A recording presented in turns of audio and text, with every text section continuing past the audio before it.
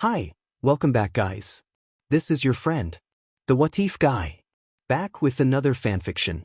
This is the first part of What If Issei Joined the Card Devil. Now before starting, please give this video a like and subscribe to the channel if you want more videos like this. Now let's get into the fanfic. The cold northern wind blew against my face as I stepped back onto the cement-covered strip. I looked up at the dark night sky and the neon lights and smirked. They said these streets make you feel brand new and the lights inspire you. I didn't believe it. The club owner told me he would see me tomorrow night, at the usual time, for the usual payment. I gave him a slight wave without turning around. He walked back into the brightly lit club full of dancing young people, still stroking the small plastic package I had given him. I muttered that if he kept up like this he'd go broke and chuckled. I walked down the strip toward my prowling grounds, fingering the wad of cash in my hands.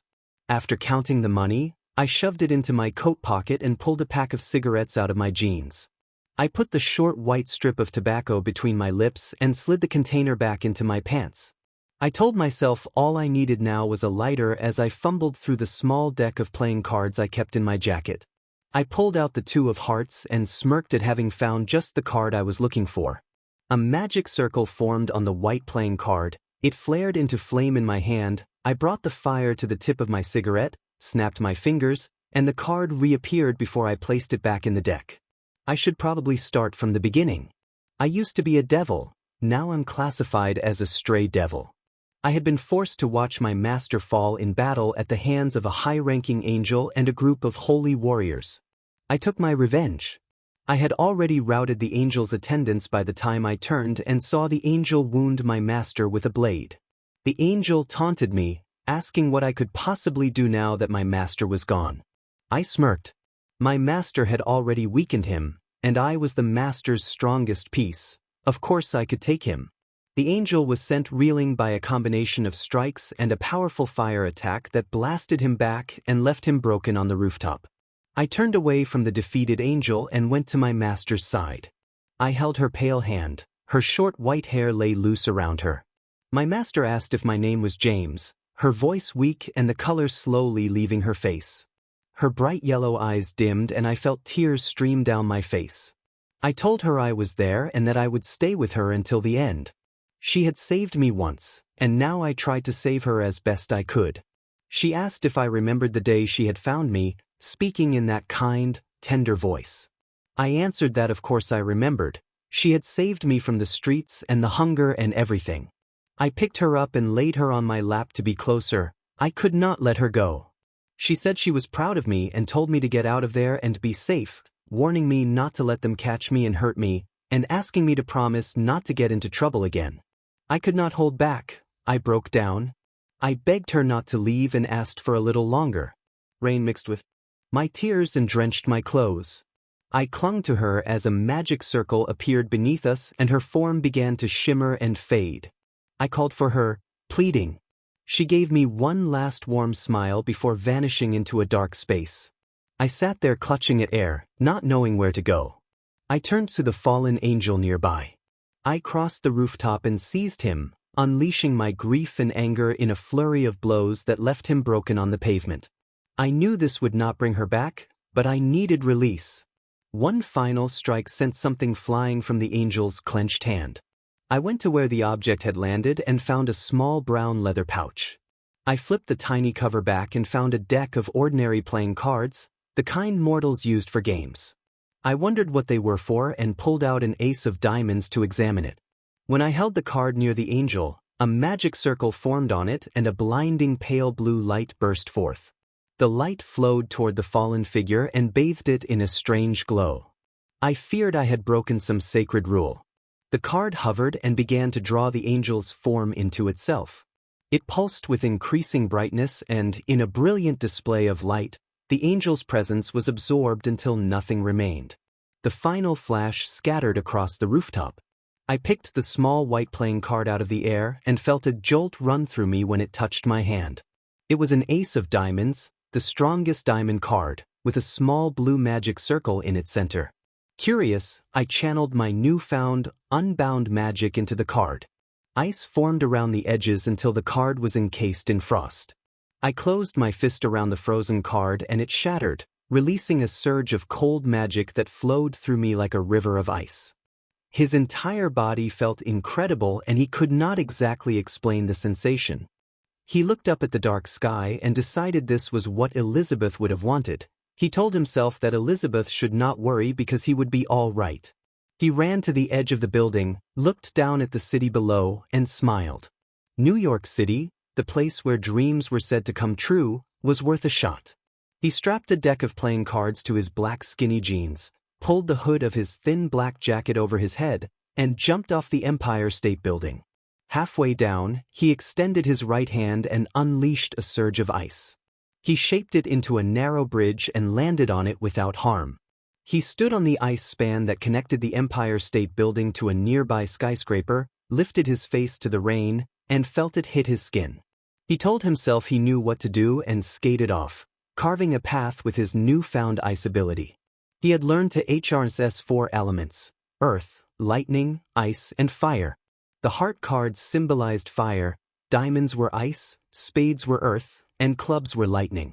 After defeating fallen angels, regular angels, or other mythical creatures, he absorbed their essence and powers into one of the cards. The number on the card corresponded to their strength in life. A powerful, cadre-level opponent would occupy a king or an ace, while a weaker one would become a low-numbered card. He did not know exactly what determined which element a collected essence would take. It seemed random. At this point in his life, he worked the sidewalks of New York as a street merchant. He sold things, performed magic, and carried out darker tasks when necessary. Those occupations kept him fed. He still wore the same clothes he had on the night she died and had never returned to a permanent home, afraid of being labeled a stray and killed. He lived on a small blue and red blanket on a random street corner. He walked back from the club he had left. The club owner was a regular customer and paid well, so the trip uptown was worth it. When he returned to his usual spot, he inhaled the city's scent and smiled at the comforting familiarity of urine and booze. One of the other merchants, Marky, greeted him like an old friend, and an older vendor sold some assorted items to a passerby as he continued down what he called Bum Merchant Row. Near his setup, a group of younger ruffians played. He smiled at the children, patted the littlest child's head, and the oldest boy said they had been keeping everything safe for him. He thanked them and asked if they wanted to watch the show. Their excitement was clear as they cheered. He patted each of the 5 little heads and sat on his blanket, removing his hood and setting a small brown leather pouch to the side. He searched his pocket and selected a card, the 4 of spades. He activated a faint magic circle. A soft brown light spread across the card and it shifted toward Earth. Before the children could see it fully transform, he closed his fist and threw the card into the air. When it came down, it had become a small, smooth rock. The boys applauded in wonder. He hid the rock behind his back, snapped his fingers, and produced the card again, earning another cheer. He told them they were incredible and joked that they should be his managers. He handed them a $5 bill and suggested they use it to get something to eat, knowing they were likely starving. The children thanked him and ran off toward a nearby fast food joint. He moved on with the show, drawing a 4 of hearts, clubs, and diamonds from his pocket. He brought the heart and diamond together and merged fire and ice into a small, controlled blast that sparked and sent thin shards of ice falling like snow. People began to gather, 2 young men, 5 young women, and 3 elderly couples. After checking his reflection in a small piece of broken glass he kept on the blanket, he set up a classic 3-cup trick and asked for a volunteer. A pretty blonde woman approached, blushing. She indicated one of the cups as the one she suspected. He noted that her choice was correct and continued the performance as the crowd reacted with delighted surprise. He chuckled and lifted the cup to reveal a small rock underneath. He apologized to the woman and watched as one of the men at the edge of the crowd approached his display. The man's expression was grim, and the narrator felt a prickle of unease. The man muttered that the trick was a fake and picked up the 2 other cups, finding no card. He sneered that the narrator was just a kid running cheap tricks and told him to get a job, then kicked over the cups and the small pouch with the night's earnings. The narrator asked the man to leave and stepped in front of him, ready to defend himself or any innocent bystanders. The drunk man, clearly intoxicated and out of control, shouted about the neighborhood and boasted that he would teach the narrator to respect the upper class, then lunged forward. The narrator smirked, moved with practiced ease to avoid the wild swing, and used a quick, precise maneuver that sent the man stumbling backward into the wall. He snapped his fingers, and a playing card reappeared in his hand before vanishing down his sleeve as he summoned a club, a small, controlled burst of electricity meant only to intimidate. The drunk man, baffled and angry, charged again. The narrator pointed at his feet and small arcs of electricity sparked, pinning the man's footing and making him flail and hop in a comical, exaggerated way. With a final, decisive motion, the narrator delivered a firm kick that sent the man tumbling off the blanket and a little farther down the street. The narrator apologized to the gathered crowd for the interruption and invited them to continue the show if they wished. People returned to their watches and pockets. When the donations were counted, he had about $11, which he considered a successful night. He decided it was time for a nap. He turned to the small piece of glass he used as a mirror, raked a hand through his shaggy jet-black hair, and studied his striking red eyes and kind smile. He buttoned his jacket to conceal the red, cut-up t-shirt beneath, then lay down on the blanket. This was the life he was happily living, at least up until that point. His eyes opened slowly and he ran his hands through his greasy, matted hair. Above him the sky was clear and a cool morning breeze brushed his face. He smiled and sat up to take in his surroundings. No frost or snow today, and that felt like a small mercy. He rose from his blanket and stretched. His back was not sore. He had gotten used to sleeping on the ground. He scanned his few possessions to make sure nothing had been taken during the night. He ran through his checklist aloud to himself: mirror, money pouch, card deck, jacket, beanie. Picking up the cards, he sat back down and let his finger pass through them. It seemed to be mid-morning by the sparse crowds around him. No one usually came to this part of town until late. He told himself he should probably get his runs done and wondered if Morin had any jobs that day. Gathering his bags, he pulled the thin hood over his dark greasy hair and started down the street. A shower would have been welcome. He patted his pockets as he walked. Money in the right jeans pocket, cards tucked inside his jacket, the small pocket where he hid his deliveries empty for now. He passed several of his sleeping acquaintances and nodded at the 5 kids from the previous night, who huddled around a fast food burger in an alley. He smiled and kept going. Hero to the poor, enemy to the rich. In his own mind he was a demonic Robin Hood. At the end of his route he reached the alley where the dealer kept living quarters and knocked 5 times on the door. 2 locks slid and the door opened a crack. A pair of nervous eyes peeked out, scanning him before the door opened wider. He greeted the man inside and asked if there was anything to deliver that morning. The man, Jared, recognized him and invited him in, calling him his runner and using the name Jamie. Jared was in his mid-20s, his dark hair shot with gray and his eyes bloodshot. He wore a grease-stained white t-shirt and sweatpants. He looked worn, but he had a kind manner. Jamie followed him to the back room where Jared hid packages among potted plants. Jared rummaged through a rose bush and handed over a small white parcel. When Jamie asked where it was headed, Jared checked his phone for the buyer's location and described the route. A few blocks away, down the alley, left at the red brick house. Then down the alley on the left where the buyer would be waiting and would answer to LT or whatever nickname he used. Jamie smiled and accepted the instructions. He promised to bring half the payment back later as usual, and Jared waved him off, settling into a dusty recliner to eat old takeout. Outside, Jamie tucked the small package into his beanie and walked down the street, swinging the hat as if it were empty. Smuggling like this was not ideal, but the police rarely questioned him. He relied on a subtle, uncanny influence he thought of as a devilish mind trick when any authority got too close.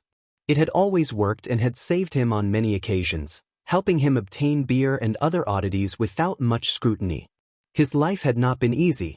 He had managed only a middle school education. His parents had died when he was in 8th grade and he had nowhere else to go. He dropped out and began living on the streets, moving around to avoid child services. He had spent some years being taken in by someone named Elizabeth, who had treated him more as a companion than as a guardian. She had been a lonely kid herself, and he had been her only helper before she died. The timeline placed him on the streets again afterwards. He had been living as he was now for about 2 years. He hoped the higher-ups in whatever world watched him never found him.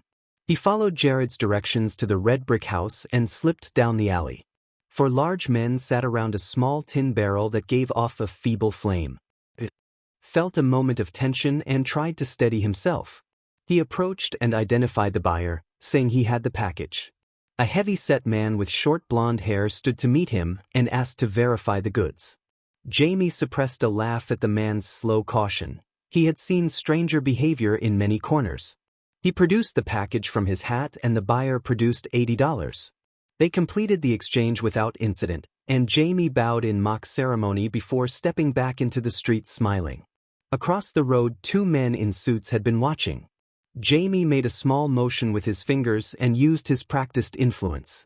The 2 men averted their gaze immediately and walked on as if nothing had happened. He moved down the street and faded into the flow of the city, another small figure carrying on with his daily routine. He admitted he was homeless but insisted it did not mean he had never seen Star Wars. Jamie walked back toward his usual prowling grounds, then stopped halfway and slipped into another rundown building. The basement of the building housed a small bar for the city's criminal element. He did not usually hang out there, but he stopped in every now and then. He moved down the short hallway to the basement bar and called out that he was looking for Morin. The tough-looking bikers at the bar recognized him, waved, and turned back to their drinks. A group of thugs by the pool table set down their cues and began to close in. 2 of them produced guns. Jamie took note that they were new faces. One of the thugs stepped close and demanded what Jamie was doing there. He jeered and got in Jamie's face. Jamie retorted with a sharp insult, and the thug shoved him against the wall. The thug then threatened him with a small knife at his throat. Jamie laughed quietly, aware that the bikers at the bar had not even looked over and seemed to expect trouble. Jamie suggested doing a magic trick, and the thug's hostility faltered into curiosity. Jamie seized the moment, kicked the thug in the knee, and punched him in the face. The attacker stumbled back and his friends caught him. Jamie then addressed the rest of the group while 2 of the thugs lunged at him. One slashed at his head with a knife. Jamie ducked and summoned a spades card into his right hand. He crushed it and his hands hardened like stone. The second gangster charged. Jamie grabbed his fist and swung him through the air into a table. The first attacker attempted another swipe. Jamie parried, and the blade sparked against his arm as he diverted the strike. The attackers stared in bewilderment and asked what he was. Jamie smirked, kicked the first man's legs, grabbed him as he fell, and tossed him upward. As the man came down, Jamie channeled earth magic into his leg and delivered a powerful kick that sent the man flying into a pole, which wobbled under the impact.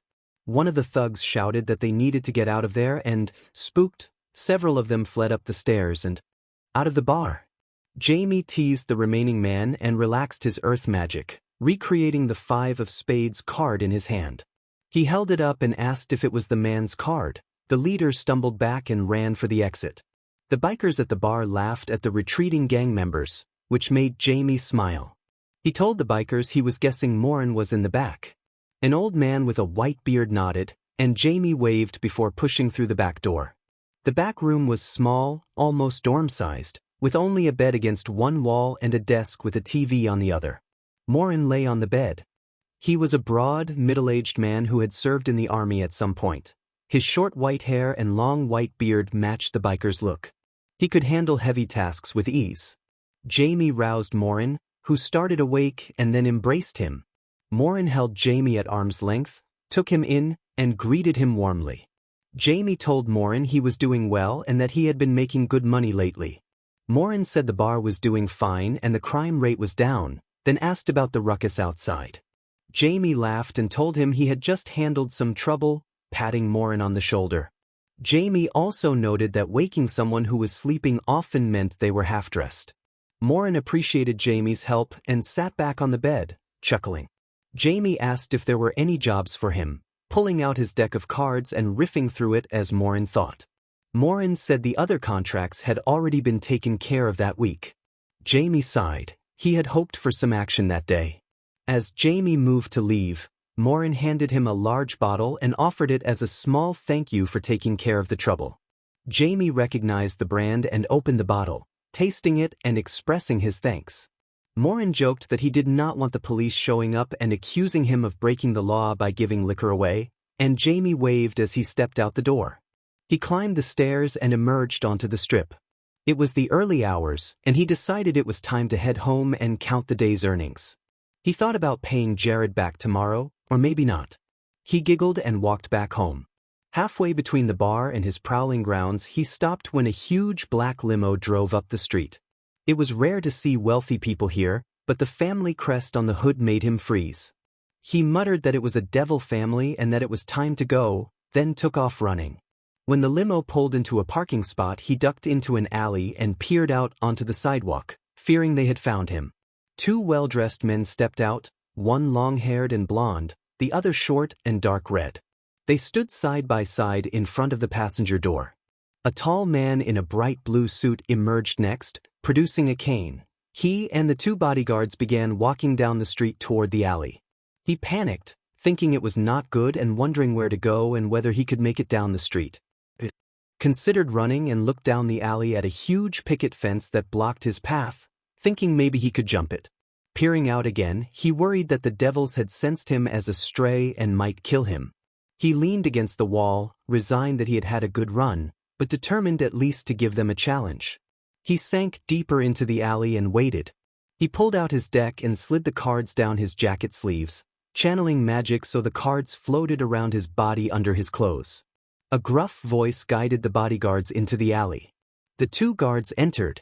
He declared that he had done nothing wrong and that they were not getting him without a fight, taking a fighting stance. The blonde guard scolded him for daring to speak to the master and announced that he would not see the master's face and would be fighting them instead. Both guards removed their jackets, revealing hulking physiques. He recognized them as rooks when he asked, and the red-haired guard nodded. He produced two cards, the 11 of spades and the 11 of hearts, preparing for the fight. He announced his name as James Thanatos, a stray devil who had once been tied to Queen Elizabeth of the Devils and was known in New York as the King Bum, and dared them to come on. The red-haired guard moved at once. He smashed his fists together and channeled a surge of magic combining fire and earth. The red-haired guard jabbed. He blocked with an arm that turned to rock. Another jab forced his face to stone and pushed him back, but he wiped his cheek and smirked. He taunted the guard and ignited his right arm with fire. He jumped and struck the guard's block. The two of them locked for a moment before he kicked off and launched himself onto the picket fence behind him. He told them the attempt had been nice but that he had to leave, teasing them to say farewell to the master. He blasted a fireburst at their feet. The red-haired guard jumped back, keeping a stone expression. The red-haired guard said they were not done, and the blonde guard leapt from his back toward him. He jumped back to avoid a crushing blow. The blonde guard smashed through the picket fence as he landed a few feet away. He sprinted down the alley, throwing a few fireballs to distract them, but they shrugged them off and pursued at increasing speed. He knew he had to get away fast. At the alley's mouth he made a stand. He slid along the ground and channeled magic into the earth, causing it to surge up behind him and form a spiked barrier that separated him from his pursuers. He then launched himself down the street. He smiled when he saw his blanket in the distance and sprinted faster, thinking he had a chance. Then the sound of earth being smashed told him the guards were emerging from a dust cloud, undeterred. Frustrated, he withdrew the spade card and drew the 12 of diamonds, shifting to ice magic. He reached his blanket, grabbed his mirror and the blanket, and continued running. He planned to reach a more populated part of town, lose them in a crowd, and get out of New York to somewhere they could not find him. He taunted them one last time and unleashed a large force of ice, creating a rail of pale blue beneath him. He rode it into the air and landed atop an apartment building, then fell to his knees on the rooftop. He realized he needed a new plan. He could not involve mortals or beat these guards alone. He decided to run, skip town, and find a safe place. He nodded to himself and took off across the rooftop, firing flames from his feet to gain extra speed as he reached the edge. I soared through the air, leaping from rooftop to rooftop.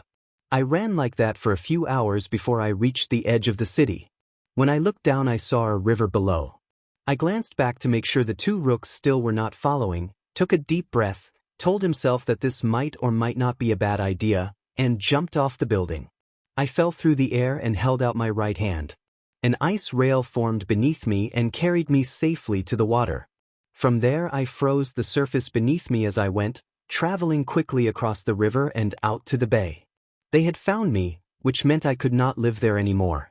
Even if they had only caught a glimpse, they would find me sooner or later. Living in New York had always been risky. Elizabeth had warned me it was crawling with devils traveling on business, and I needed to go somewhere fewer devils visited. I tried to remember the least devil-populated country she had mentioned. I thought she had said devils usually avoided Japan. He decided that Japan sounded promising because of the music, food, and media, and he planned to go to DC, use his remaining money to buy a ticket, and fly to Japan. It was the only lead he had, so it would have to do. I kept skating on the frozen water and headed south toward the capital of the Western world, and from there onward to Japan. When I stepped out of the airport in Tokyo, I looked around at the bustling city. I was clearly out of place, dirty, alone, and with no luggage. I sighed, pulled my hood up, and put the piece of paper the flight attendant had written her number on into my pocket with a smile. He wondered how a girl could ever fall for him, which he dismissed as a silly thought, and I walked along the sidewalk with my hands in my pockets, eyes on the sky, thinking about my next plan. He decided that getting out of the city should be the top priority. He would find a small suburb and try to enroll in a school there. That sounded like a good idea. I needed someone to ask about foreign exchange student programs. I walked into a visitor center and approached the desk, where an average-looking woman in a white business outfit stood. He asked the woman if she knew of any schools in the area that accepted foreign exchange students. She nodded, went to her computer, typed for a moment, and told him that the only one nearby was Kuo Academy. He smiled and asked what he needed to do to apply and where it was located.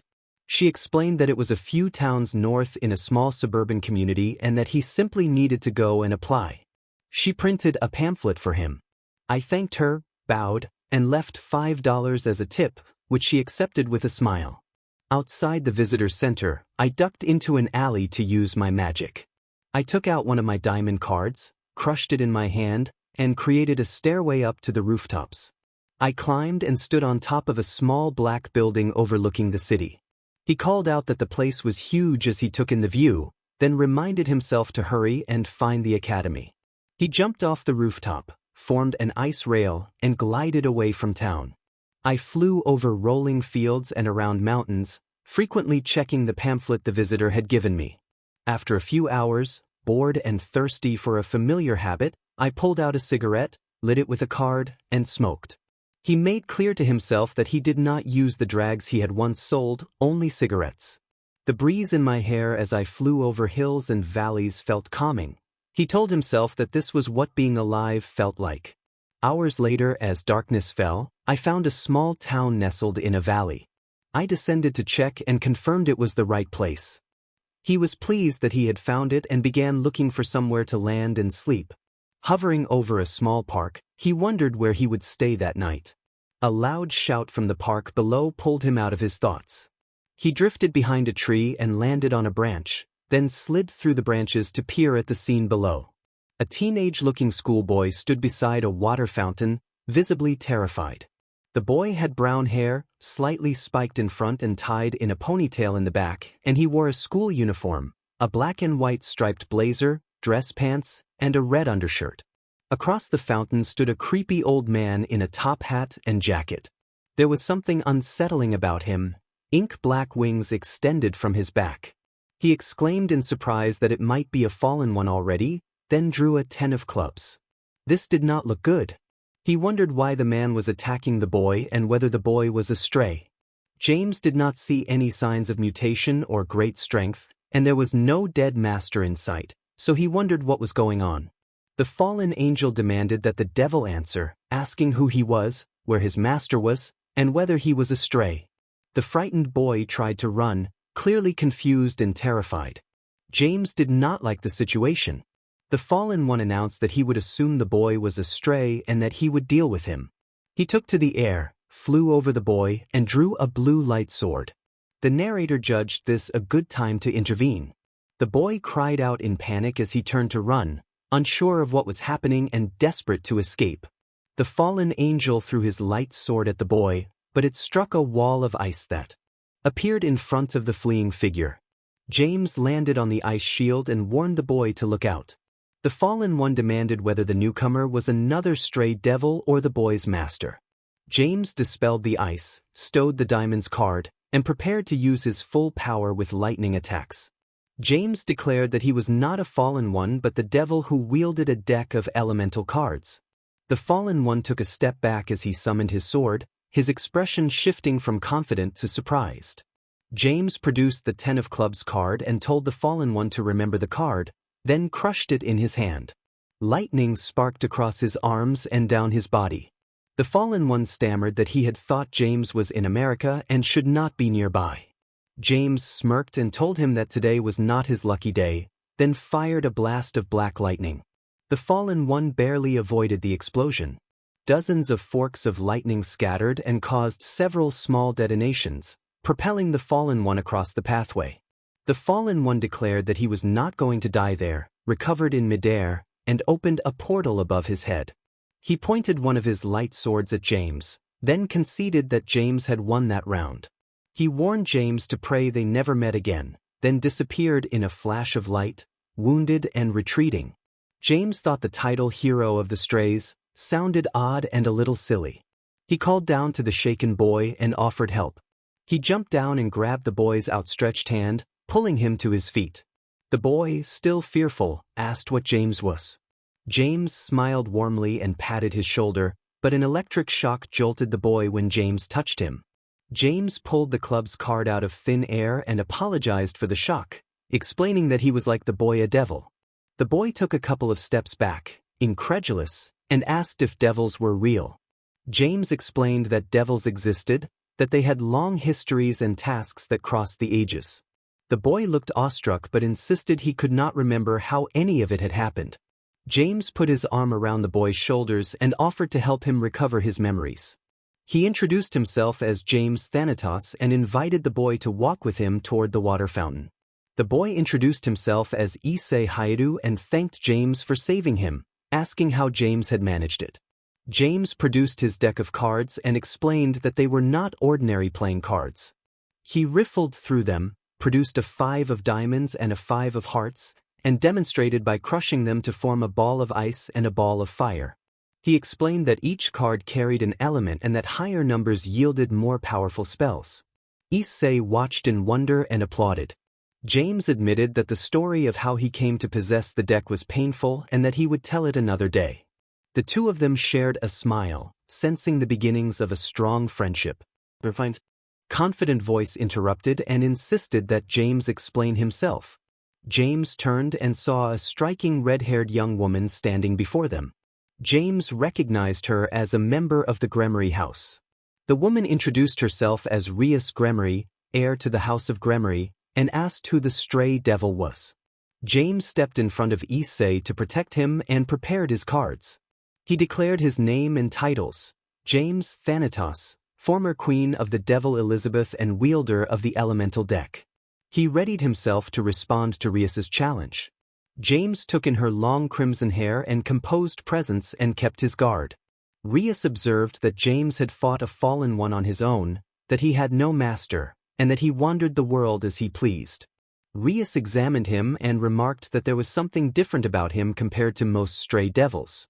Her smile shifted into a curious expression as she approached.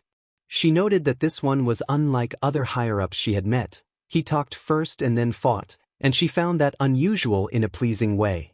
He thought he already liked her. Rias observed that his body had not been altered and that he seemed to have some regard for the common good. She mentioned that he had even saved her new servant Issei of his own accord, calling him quite the puzzle and guessing that he had not killed his master out of a hunger for power. He nodded in agreement. Issei fidgeted slightly behind him, and he turned to look at the boy. Issei recognized Rias and referred to her as his upperclassman, and Rias acknowledged him. Rias apologized that this was their first introduction but said she had pressing matters to attend to and asked Issei to go back with her friend Aquino, promising to explain more shortly. As Rias spoke, another girl stepped out from behind a tree and approached. Aquino had long black hair tied back in a ponytail and wore the same uniform as Rias.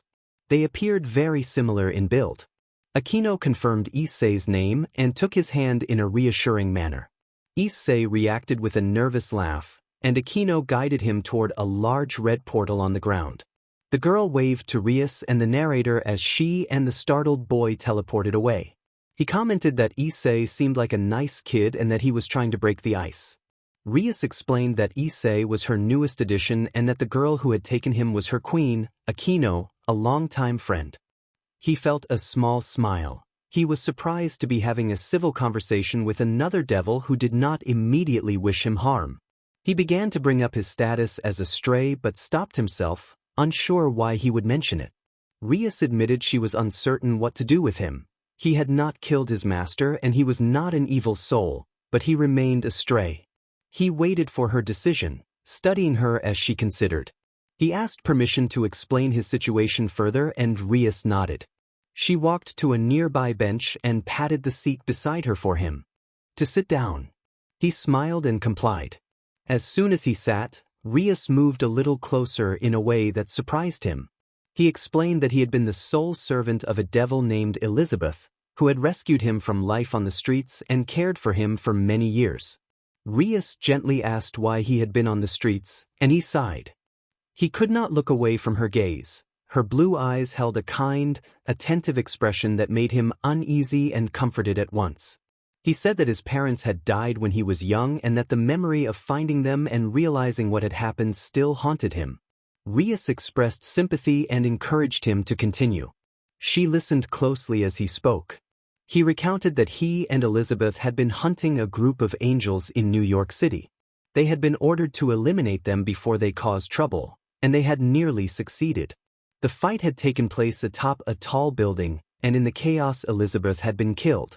He struggled through the memory, and Rias put a comforting arm around him as he revisited the loss. He said that he had been preoccupied with the enemy's servants and had not reached Elizabeth in time. He described witnessing the enemy draw his weapon and then how he had managed to defeat him. He explained that the enemy's form had dispersed in a flash of light, and strange cards had appeared as a result of the encounter. He produced his deck and showed her one of the cards. Rias examined the card and identified it as something angels use to reincarnate humans. He agreed, saying he had not known what they were at the time and that he had absorbed the defeated angel into one of the cards. He held up his ace of diamonds and demonstrated.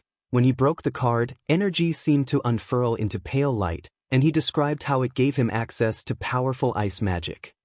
He snapped his fingers and the card reappeared in his hand as a discreet shimmer.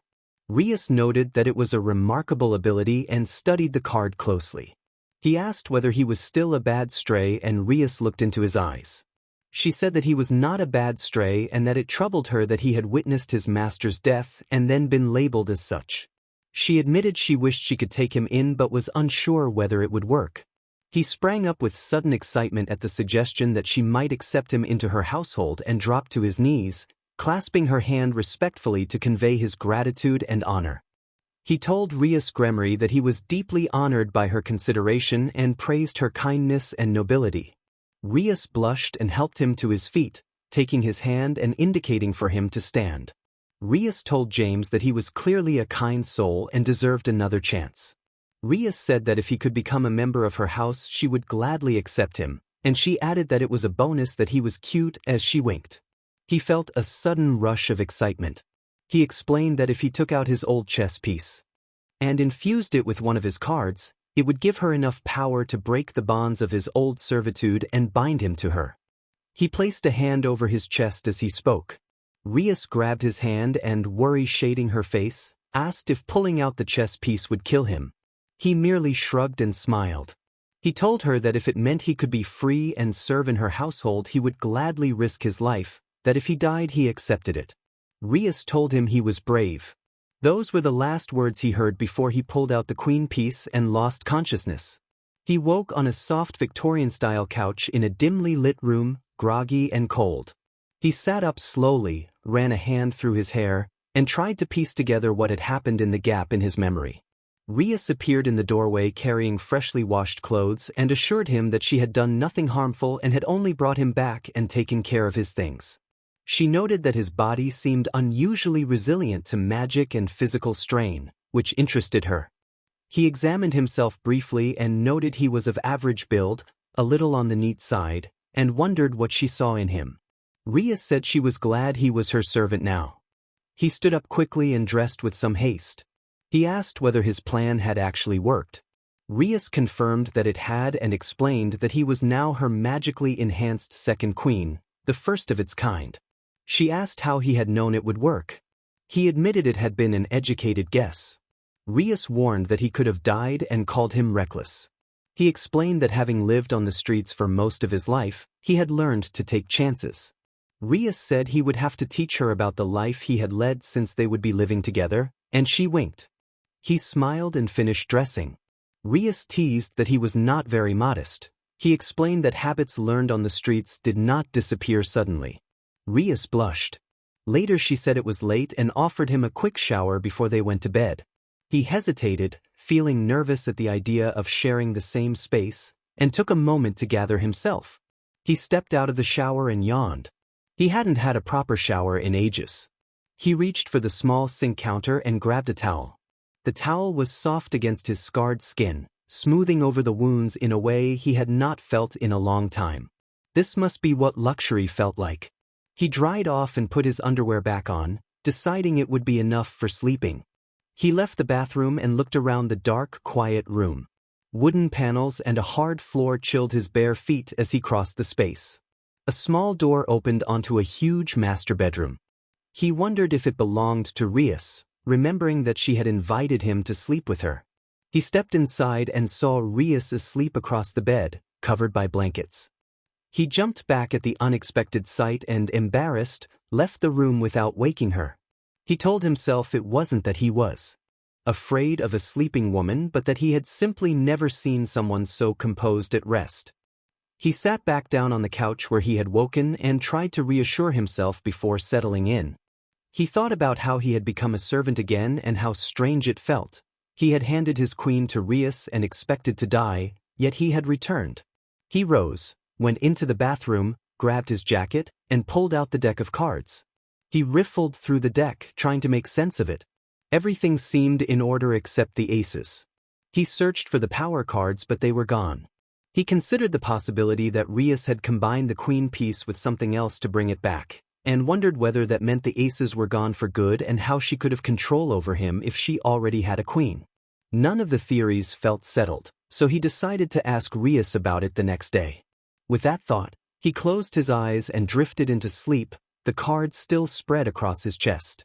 He woke slowly the next morning, stretching and yawning, and then became aware of weight pressing against his stomach. He tried to sit up and realized someone had been sleeping on him. He recoiled slightly and moved toward the edge of the couch. He asked who the person was and why they had been sleeping on him. The girl began to stir, rubbed her eyes, and smiled in a way that was easy to read as friendly. The girl introduced herself as Aquino and explained that she had returned late and fallen asleep on him because he looked comfortable. She had been tending to someone who needed care the night before and had not meant to bother him. She laughed gently at the awkwardness of the situation and then sat up to stretch. Her long black hair framed her face, and her warm smile put him at ease. He finally stopped staring and took in the rest of the room. Early morning lights seeped through the windows, illuminating the trees outside and bringing a pleasant brightness to the space. He had not seen much nature lately, and the sight of the breeze through the leaves felt calming. He looked down at himself and suddenly remembered his scars. He hurried to the coffee table, pulled his jacket over his shoulders and fastened it, then took a seat on the couch across from Aquino. She asked about the scars, and he looked away, preferring not to talk about them. He admitted that he had received them during a battle when he and his master had fought against the angel servants, and that years on the streets had left additional marks. He said he was not proud of them. Aquino smiled and said she would not press him further on the matter. He returned the smile, grateful for the gentleness of her response, and resolved to steer the conversation elsewhere so as not to give a poor first impression. James tried to steer the conversation away from Aquino's appearance and asked whether she was Rias's queen. Aquino smiled as if she had received this kind of attention every morning.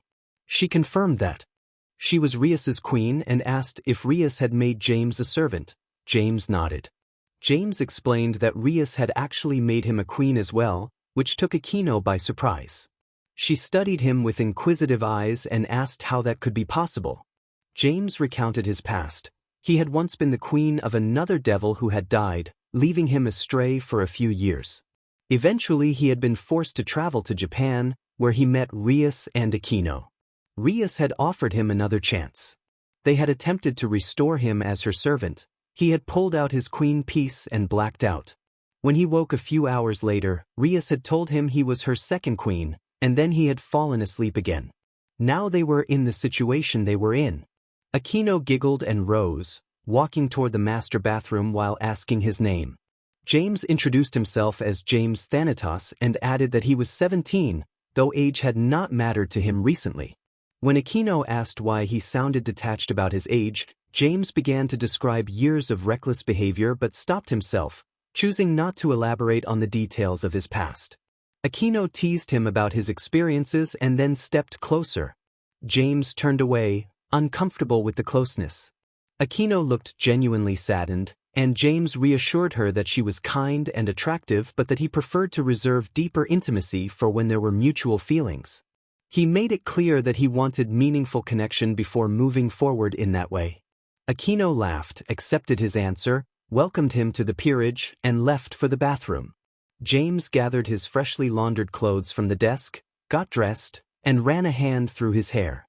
He noted how clean and presentable he looked compared to his usual state and felt grateful for Rias's kindness. He sat on the couch and smiled at the view out the large windows. Rias appeared behind him and placed her hands on his shoulders in a friendly manner. James looked up into her bright blue eyes and found himself amused by her bed hair. He teased her gently about it, which made Rias tut and sit behind her desk to fix her hair. She glanced at a mirror, put a hand through her hair, and told him not to tease her like that. James bowed in a playful, respectful gesture, and she smiled. The sound of running water drew their attention. Rias asked who was in the shower, and James explained that Aquino had been nearby when he woke up that morning. Rias examined him with curiosity, and the morning continued with the household settling into routine. James told Rias that his life in her service had been pretty fantastic, and Rias laughed. Rias replied that was just how she was and asked if he didn't mind. James answered that no reasonable person would, and Rias chuckled again. Rias then asked why he had slept outside instead of coming to lie down when she had asked. James admitted that he had gone inside but felt awkward and had chosen to sleep outside to avoid making things uncomfortable. Rias teased him gently and reached out to touch his cheek, explaining that he would have to get used to her habits because that was how she normally slept. James stood dumbstruck, marveling that she could be dignified and prestigious yet down to earth and playful. A sudden, sharp annoyance caused him to cry out, and he muttered that he had meant to say, "Demon Lord," and complained to the sky about his misfortune. Rias asked if he was thinking about God, and James nodded. James asked if there were any more peerage members he would have to meet. Rias listed those he already knew: Aquino and the boy he had met last night, Issei, and added two more: her rook, Kaneko, and her knight, Kiba. James joked that the more the merrier, though he admitted inwardly that working with others scared him. He had been alone or only with Elizabeth before, and trusting others was new. Rias asked how many members had been in his old peerage. James explained that it had only been himself and his master, Elizabeth, who had been a low-class devil. Rias listened and said she mostly knew higher-ranking devils, which was why she enjoyed the company of her servants. She liked meeting people her age who had real-world experience. James found that outlook intriguing and smiled. Their small talk quieted. James pulled his jacket over his scarred chest when he sensed Rias looking at him, embarrassed by the attention. Rias asked if he disliked people looking at his scars, and James admitted he did. He saw them as ugly reminders of a past he wanted to forget. Rias paused, then offered that she would not press him if he did not want to talk about it. James bowed his head slightly and thanked his new master. Rias shifted the conversation to his schooling and living arrangements. James's face fell at the mention of school. Rias noted that since he had left school around middle school, she thought he should enroll as of first year. James protested that he was 17 and around her age, pleading for leniency. Rias explained that starting as a first year would prevent him from falling behind and that the schooling was mostly to keep up appearances. She asked him to bear it for her. Seeing her earnest, pleading expression, James reluctantly agreed and sat on the couch like someone who had lost an argument. At that moment the bathroom door opened and Aquino entered. Aquino greeted James warmly and teased that he would get to be her junior, seeming excited about the prospect. James was startled by her sudden appearance but managed to respond. Aquino laughed and said she had always wanted a junior like him. Rias told Aquino that they were both teasing James and that she should stop if she was only doing it for herself. Aquino sighed, said she was found out, and excused herself to get changed for school before waving and heading back into the bathroom. Rias laughed at the situation and then asked James if he had really thought Aquino was already romantically interested in him. Her tone light and teasing.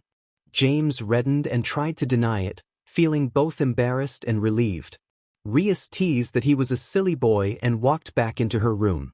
He called up at the air, shaking his fist and complaining about fate, entirely unaware of Magenta Eyes watching him from a distance. After they had both showered, they sat alone in the room where he had woken up, going over the arrangements that would let him begin his new life as Rias's second queen. Rias suggested enrolling him in school the next day, and he answered with a weary sigh from the couch. She then brought up living arrangements and asked whether he had brought any other clothes or personal items. He smirked and said all he owned were the clothes on his back and the packs in his pockets, and Rias decided he should keep sleeping on the couch for now, teasing that he could move into her room if he wanted. He said he was not ready for that yet, and they shared a brief laugh. Rias offered to take him shopping for clothes later that week. He reacted with incredulous gratitude at the shower, food, and shelter she had already provided. Rias said she would take care of him as her new servant, and he dropped to his knees in mock thanks, promising one day to repay her kindness. Rias told him to stop groveling and said she would see to his needs. He responded with dramatic, grateful praise that made her laugh. Before leaving for school, Rias asked for permission to go and told him he could occupy himself until she returned. She handed him some yen for food and mentioned they would be introducing another servant that night, the boy he had saved recently, and asked him not to make too much of a mess. He began to ask about the previous night, but she was already out the door and walking toward the school. He resolved to ask her later. He admired the day and thought about the girl he had seen earlier. Curious about what to do, he noticed a pink cell phone on the desk and assumed it belonged to Rias. He found a restaurant number and placed an order for takeout, asking them to deliver to Kuo Academy and saying he would meet them out front. Hungry after a long time without a decent meal, he pulled his hood up and ran out of the club room, through the old schoolhouse, and onto the grounds, taking in the impressive campus and the crowds of students. He reached the gates and turned to appreciate the architecture, thinking the place far more impressive than the schools he knew back in New York. A deliver man called to ask if he was the person who had ordered takeout. He confirmed, handed over the money, watched the car drive away, and opened the small box. Tears came to his eyes as he looked at the food, and he sprinted back to the clubhouse, excited for his meal. Rias then called his name, and he snapped awake in a panic. He tumbled off the couch and landed on the floor, looking up at Rias's feet. She demanded to know what he had been doing all day in a stern tone. He rubbed his head.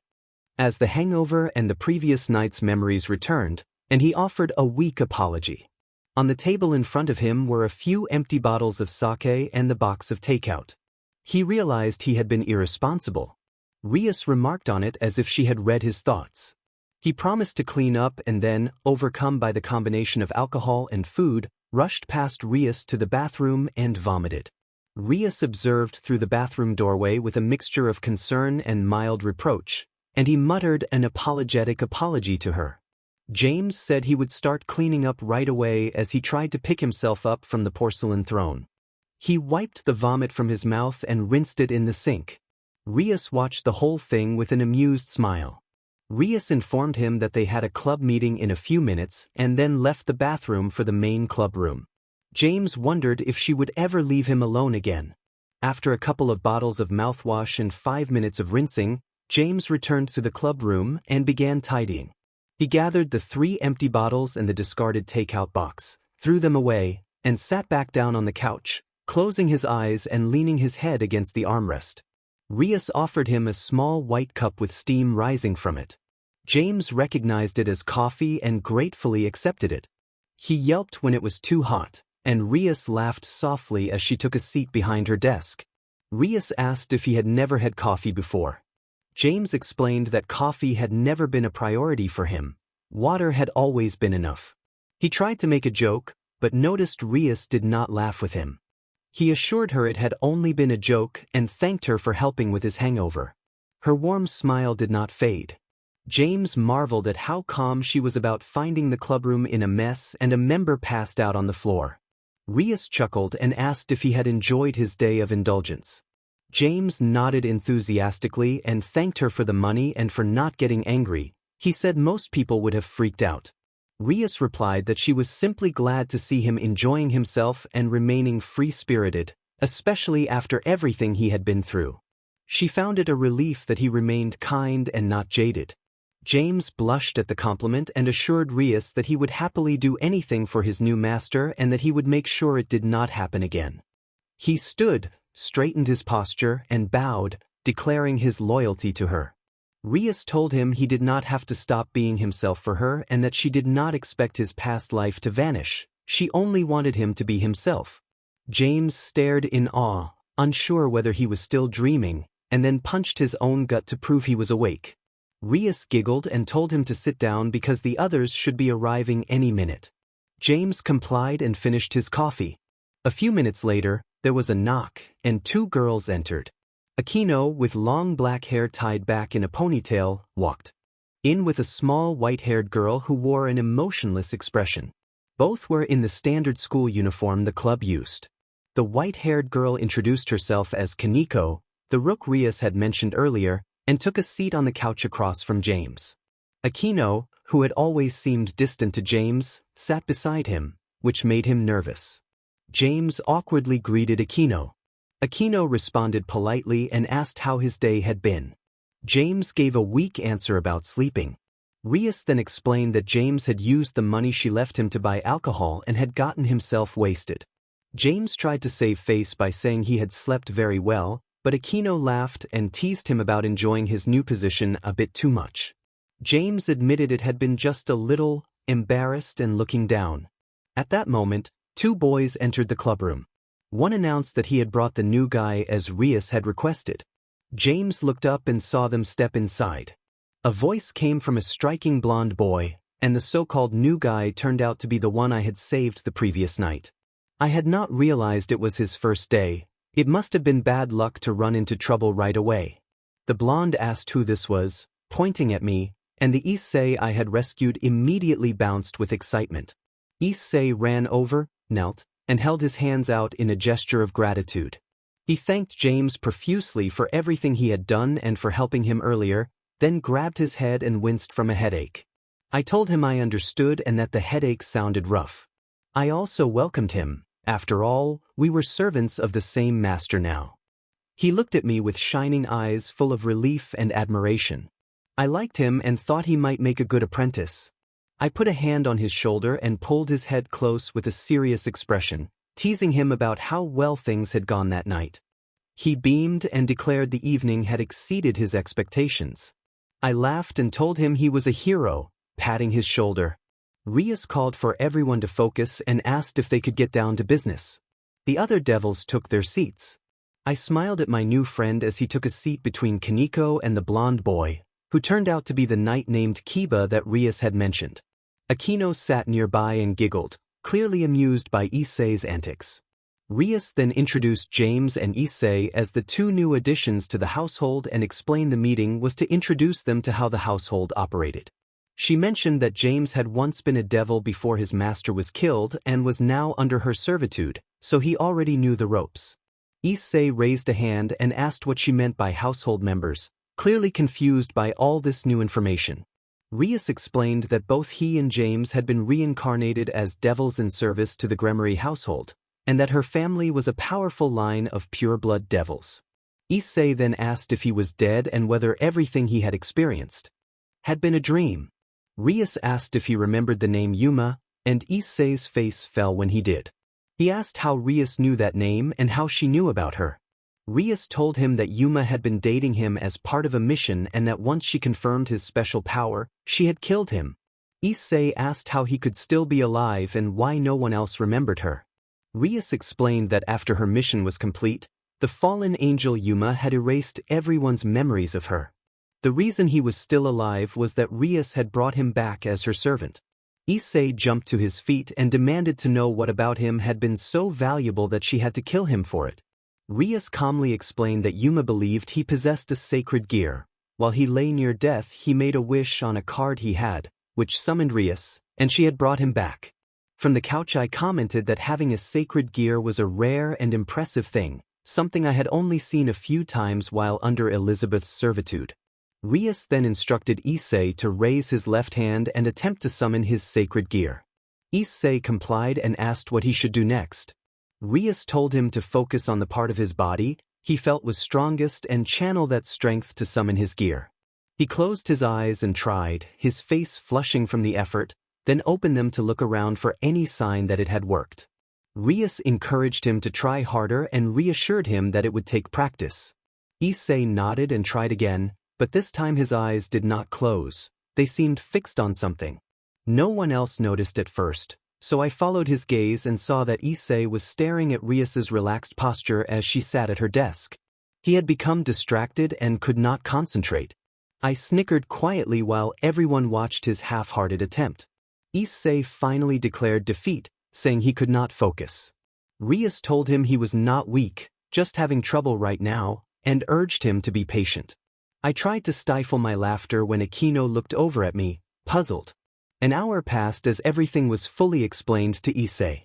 Once the introductions and instructions were complete, Rias decided to send him out to distribute flyers, which she used to let mortals summon her servants and complete contracts. James had never been sent out on contracts in his previous servitude, so he hoped Rias would not make him do any just yet. The idea still made him a little nervous.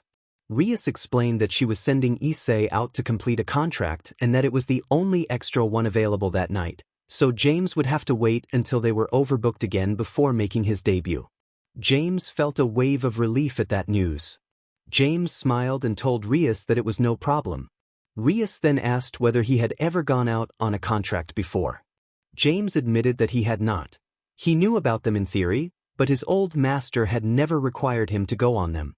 Rias chuckled at his answer and reassured him that he would do fine, just not that night. James called after her, acknowledging her decision, then lay back on the couch exhausted from the meeting. Aquino returned a short time later and settled nearby. When James asked if she had just come back from a contract, she said that it had been pretty easy and routine. Kaneko offered a brief, blunt remark and then went back to her chocolate bar. Aquino moved closer and playfully rested a hand on James's shoulder, smiling in a way that made him feel awkward. He told himself he would remember what she had said and tried not to get distracted by the uneasy mix of curiosity and caution building inside him. Aquino's expression shifted from playful to pensive, and she asked whether he thought she was strange. James replied that it had been a long day and he needed time to process everything. Rias, still focused on her paperwork, pointed out that it was not the lifestyle of devils he needed to get used to but the personal interactions that could be unexpected. Aquino seemed to absorb that and decided to go to bed. James half-asked, half-pleaded for her to stay, but Aquino laughed, waved goodnight, and headed toward the bedroom. Kaneko advised James not to be desperate, bluntly warning that desperation would not help him, and then returned to her snack. Later, James asked Rias if there were any other bedrooms besides hers and the couch. Rias instructed him that if he walked through her room there would be a hallway with several rooms, and she warned him not to enter Aquino's. James thanked her and followed her directions. He found an open room, climbed onto the bed, and made himself comfortable on the soft sheets. After a few hours he spoke in his sleep, murmuring about how soft the bed felt. He woke a little while later to find Akino in the room with him, unexpectedly present. James asked why she was there, and Akino yawned as she began to wake up and orient herself to the morning. She sat up, looked at James's shocked face, and smiled. Akino asked if something was wrong. James answered that he was just wondering why she had stayed with him, and he noticed his voice rising in surprise. He reminded himself that he was 17 and still got flustered. Akino brought up Rias saying she was only teasing that morning, and James nodded, thinking that none of this felt real and that it seemed too cliché. Akino corrected that she had been wrong about teasing. She said she thought James was cute, that Rias had told her about him at school, and that he interested her. She moved closer and took his hand, explaining that she wanted them to fall in love and asking what he thought. Her eyes shone, and she gently cupped his cheek to show she was sincere. James felt overwhelmed and whispered that he did not know what to say and that he must be the luckiest guy in the world. Akino's tone turned serious and kind as she said she liked him a lot and was not teasing anymore. James admitted he had not been very impressive, blushing as he admitted it. Akino laughed and asked him to let her have her fantasy. She expressed how happy he had made her and that he was the first boy she had ever liked in any way. She said there was something about him, his strength, bravery, and reckless streak appealed to her. James felt a surge of joy and disbelief. They shared a quiet, affectionate moment, and Akino curled up beside him as they both relaxed. James held a beautiful girl his age who had confessed her feelings and given him his first romantic moment. He nodded off, content and hopeful about starting school and building a future. The next morning he woke alone and groggy, unsure if the previous night had been real.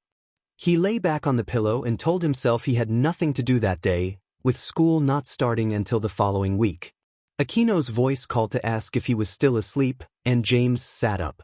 She stood in the doorway in her school uniform. James felt flustered at seeing her and asked if that meant the night had not been a dream. Akino giggled and said it had not been a dream, teasing that he had been a comforting presence and that they should share more moments like that sometime. She told him to be honest about what he wanted, then left the room. James cheered at the news that she had stayed with him and jumped up in celebration, still wearing clothes. Rias's voice came from the doorway, asking what he was doing, and James stopped, suddenly aware she had arrived. He greeted her and tried to act casual. Rias remarked that it was good to see him dressed, and Akino interjected that it was her fault. Rias asked how it could be Akino's fault. Akino explained that she had decided to get closer to the new peerage members and thought it only fair to spend time with James as she had with Issei. Rias listened with a puzzled expression. James sighed, grabbed his scattered clothes, dressed, and walked to the clubroom where Rias and Akino were talking at the desk. He greeted them and wondered if Rias had any tasks for the day. Rias responded that he would be going out on his first contract that night because Issei had not done well the previous evening, and she wanted to see if James could outperform the other new servant. James felt the pressure but also the possibility of proving himself. Rias told James that there were to be no SXL interactions in the clubhouse unless permitted by her, and she sounded deliberately mocking. James thought to himself that he had only been there 2 days and rolled his eyes inwardly. Rias asked if he was really going to address his master that way, having read his mind again. James shouted no and ducked behind the nearest couch, not wanting his first encounter with her powers to be him running from them. Akino announced that it was time to leave for school, and both girls gathered their things and headed for the door. James felt relief that they were leaving him alone, and took it as a sign that they still trusted him. Rias asked James to pick up some food and drinks, and James sighed before agreeing. Rias listed items she needed: milk, eggs, bread, soda, chips, chocolate, and asked him to get something for himself as well, handing him some money. James accepted the task and counted the bills, resigned to being sent on errands. Rias sang a quick farewell and left with Akino for school. Once they were gone, James planned to relax until his mother returned. He laid the money on the counter, took a quick shower, tucked his card deck into his jacket pocket and the money into his jeans, then lit his last cigarette. He told himself goodbye to the cigarette in a mock farewell, then lit it and pulled his hood over his head before stepping out of the old schoolhouse and heading into the town. After a short walk he found a bus stop and sat down. He told himself there was no rush to get the groceries and enjoyed the calm atmosphere of the town. Japan felt picturesque to him, and he smiled as children passed by on their way to school. The girls must have left early that morning, he thought, watching kids give him curious glances as they walked past an American teenager smoking and skipping school. When the rush of kids subsided and he prepared to find the store, a bus pulled up. He stubbed out the remainder of his cigarette quickly as the driver looked over, and the driver seemed unconcerned. James focused on a house at the end of the street until a small voice made him look up. A short, blonde girl in a modest white outfit stood before him, smiling politely. She introduced herself and asked how he was, prompting a surprised reply from James. The bus drove away behind her.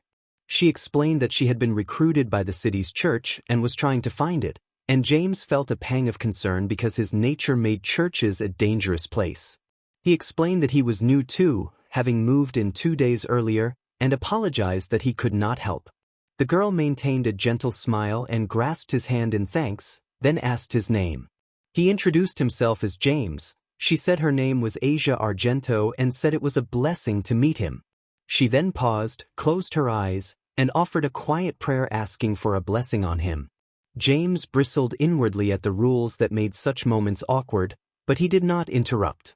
A familiar voice called James's name, and someone approached in a hurry. Issei arrived, excited to see his mentor, and his expression changed when he saw the blonde girl. Issei fell into exaggerated admiration at James, bowing dramatically in front of him. James felt embarrassed by the display and quickly denied that anything romantic was happening between him and Issei.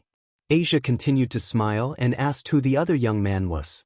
James introduced Issei as a friend and explained that Asia had just moved in and was looking for the church. James suggested that Issei show Asia around town, and she accepted the offer with a shy smile. Issei leapt to the opportunity, eager to help, and hurried off with Asia to begin the tour. It was good to see that failing the contract the night before had not dimmed Issei's confidence. James asked Issei if he could tell him something quickly just before the boy was out of earshot. The brown-haired boy turned and ran back like a dog returning to its master. When he got close, James pulled him in and warned him not to go inside the church, explaining that it was dangerous to devils and that he should only show the woman where it was and say he had to leave. Issei nodded, smiled, yelped happily, and thanked James for his help. James reassured him that it was nothing, patted his head, and told him to go and court his lady. The boy nodded and ran off to catch up with the blonde nun. James found it amusing. James realized he should get some food before Lady Rias got upset and set off to find stores in the small town. 2 hours later, he returned to the clubroom exhausted from carrying 10 bags of groceries across town. He set the plastic bags on the coffee table and reclined on the couch, then pulled his cards from his pocket and joked to them that he had not seen them in a while. He decided it was time to train if he was going to be Rias's queen and planned to ask her about that later. He walked into the forest behind the school to a safe distance and pulled 4 cards, one of each suit, holding them between his middle fingers. Hearts and diamonds in one hand, clubs and spades in the other, same color cards but opposing elements. He channeled magic. The cards burst into blue, red, brown, and yellow light that flowed into him. He formed a ball of ice in his left hand and tossed it into the air. Taking aim with his right, he blasted it into pieces with a fireball. James then stomped the ground with his fist and channeled earth magic. When he withdrew his arm, it looked like rock. He punched a nearby tree, leaving a deep dent and smiling in approval. Next he attempted lightning. Instead of a gentle call for thunder, a single intense blast of yellow light descended from the sky and struck the ground in front of him. The force threw James backward into a tree and left him winded on all fours, clutching his stomach. When he looked up, he saw that the blast had created a sizable crater and that some surrounding trees had caught fire. He realized quickly that the situation had become dangerous and began moving to contain it. He summoned ice magic and froze the ground in front of him, sliding forward on an ice rail to reach the treetops. From the branches he surveyed the area. Only a few trees were burning, So he made another ice rail and slid past them, freezing the flames as he went and extinguishing 2 trees without trouble. Turning a corner, he was met by a falling, flaming branch. He raised his hands and formed an ice shield that the branch struck and slid down to the forest floor. Beneath the falling debris he saw a small white fox. James called out and jumped without hesitation. He formed a large ice blade and sliced the falling branch in 2 so it landed on either side of the bewildered fox. As the flames began to spread more rapidly, he landed in front of the fox, covered the animal with his body, and curled it away from the heat. The flames licked at his arms and legs and he cried out, but the pain quickly shifted into a sense of strength. The fire seemed to be drawn into him and absorbed, and the marks on his skin disappeared. He realized with surprise that he could absorb fire and use that energy to form ice weapons. Using the newfound ability, James extinguished the remaining fires more efficiently and returned the forest to safety. After a few minutes he headed back to the clubroom. The sun was setting, casting an orange glow on the front of the building. He still had the small fox cradled in his arms like a baby as it nuzzled his chest. James smiled at how cute the creature was and examined it gently. The fox was snow-white and had a long tail for its kind.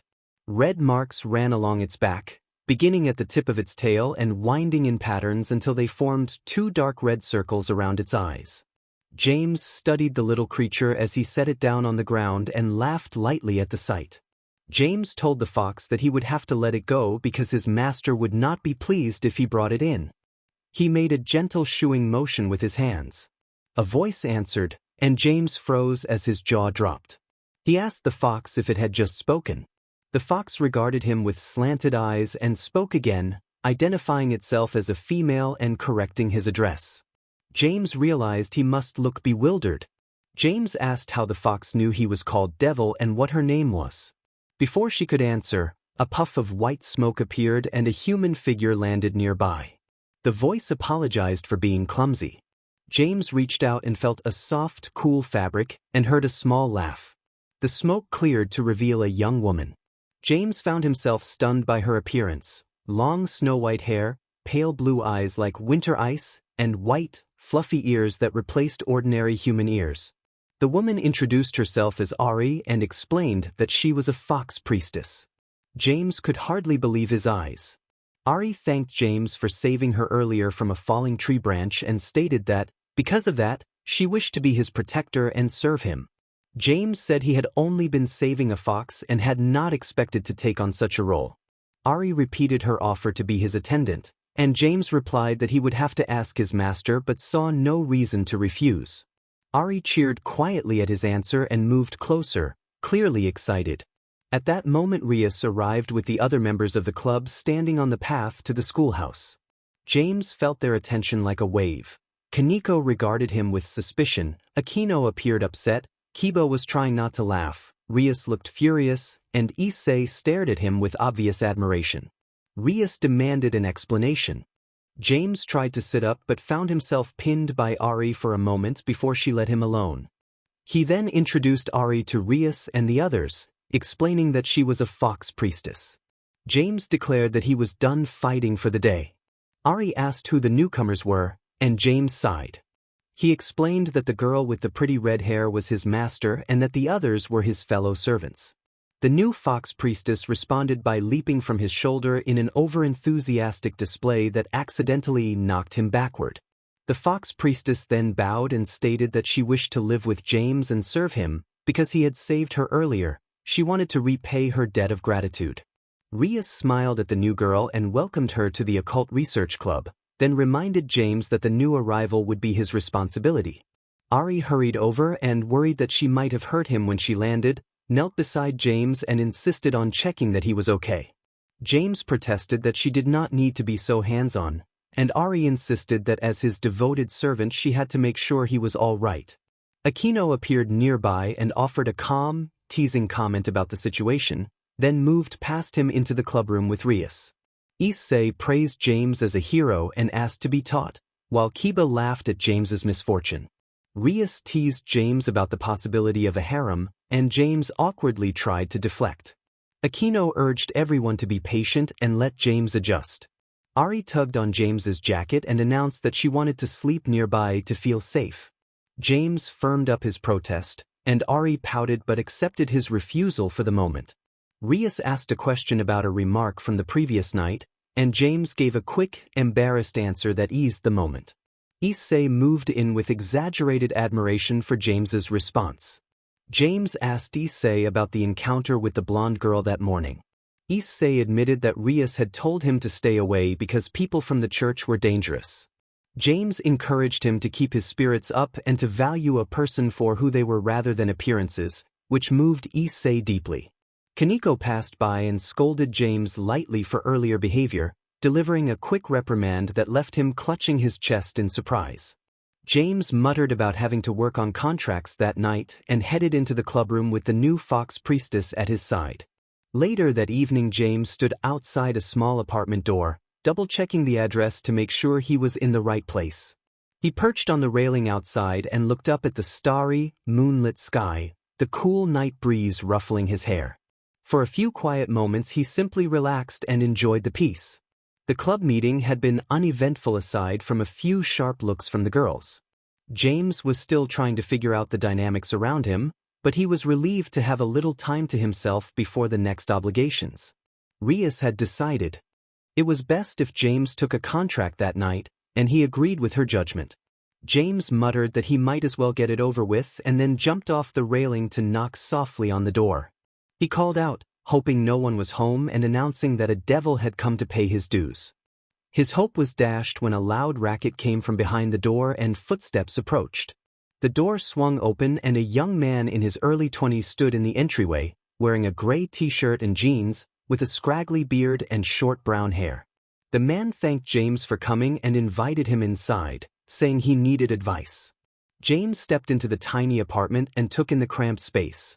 A small room with an old TV on a table, a twin bed along the opposite wall, and an entryway into a kitchenette with only a mini fridge. He sat on the bed while the man stood. James asked why the man had requested a devil. The man, introducing himself as Tariff, explained that he needed help with something that might sound foolish. James speculated that he needed money, but Tariff shook his head firmly and said he already had everything he wanted. James apologized and remarked that it was admirable to be content with a humble living environment. Tariff asked if James served a rich devil family, and James explained that he had been lonely and poor until he had joined his new master's household a few days earlier.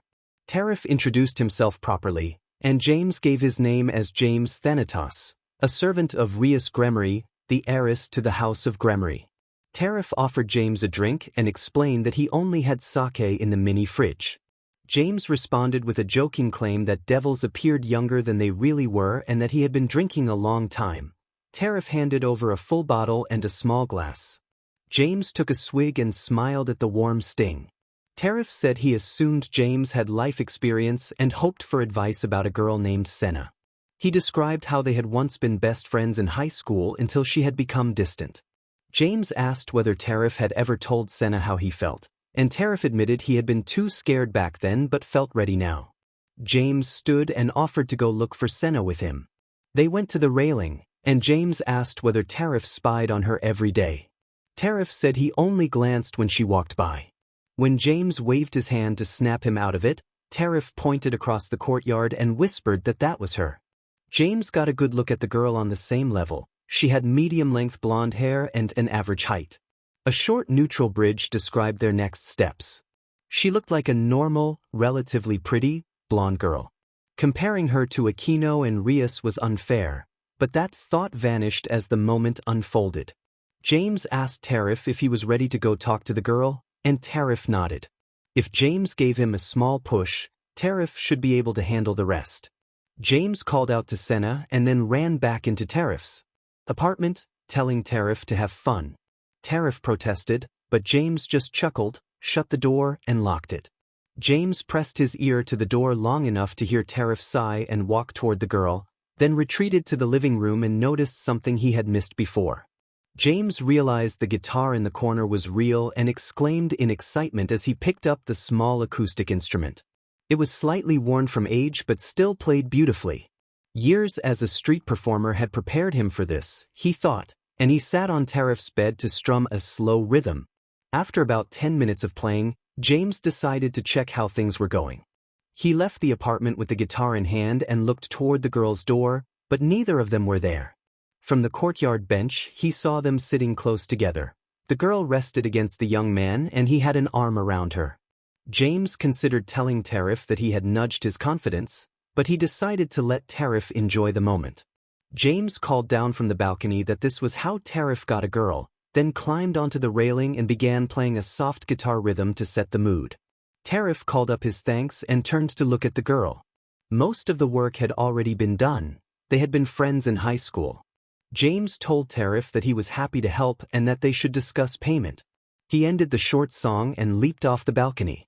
Senna made a small noise as James fell through the air and watched him land on his feet, unharmed. James explained that, having completed the request, he expected something of equal value to fulfill the contract. Tariff looked at Senna, confused by the discussion in front of her. Senna looked around bewildered. James reassured Tariff that he would erase Senna's memory before leaving, which seemed to relax Tariff while Senna reacted strongly. Senna demanded to know what was happening.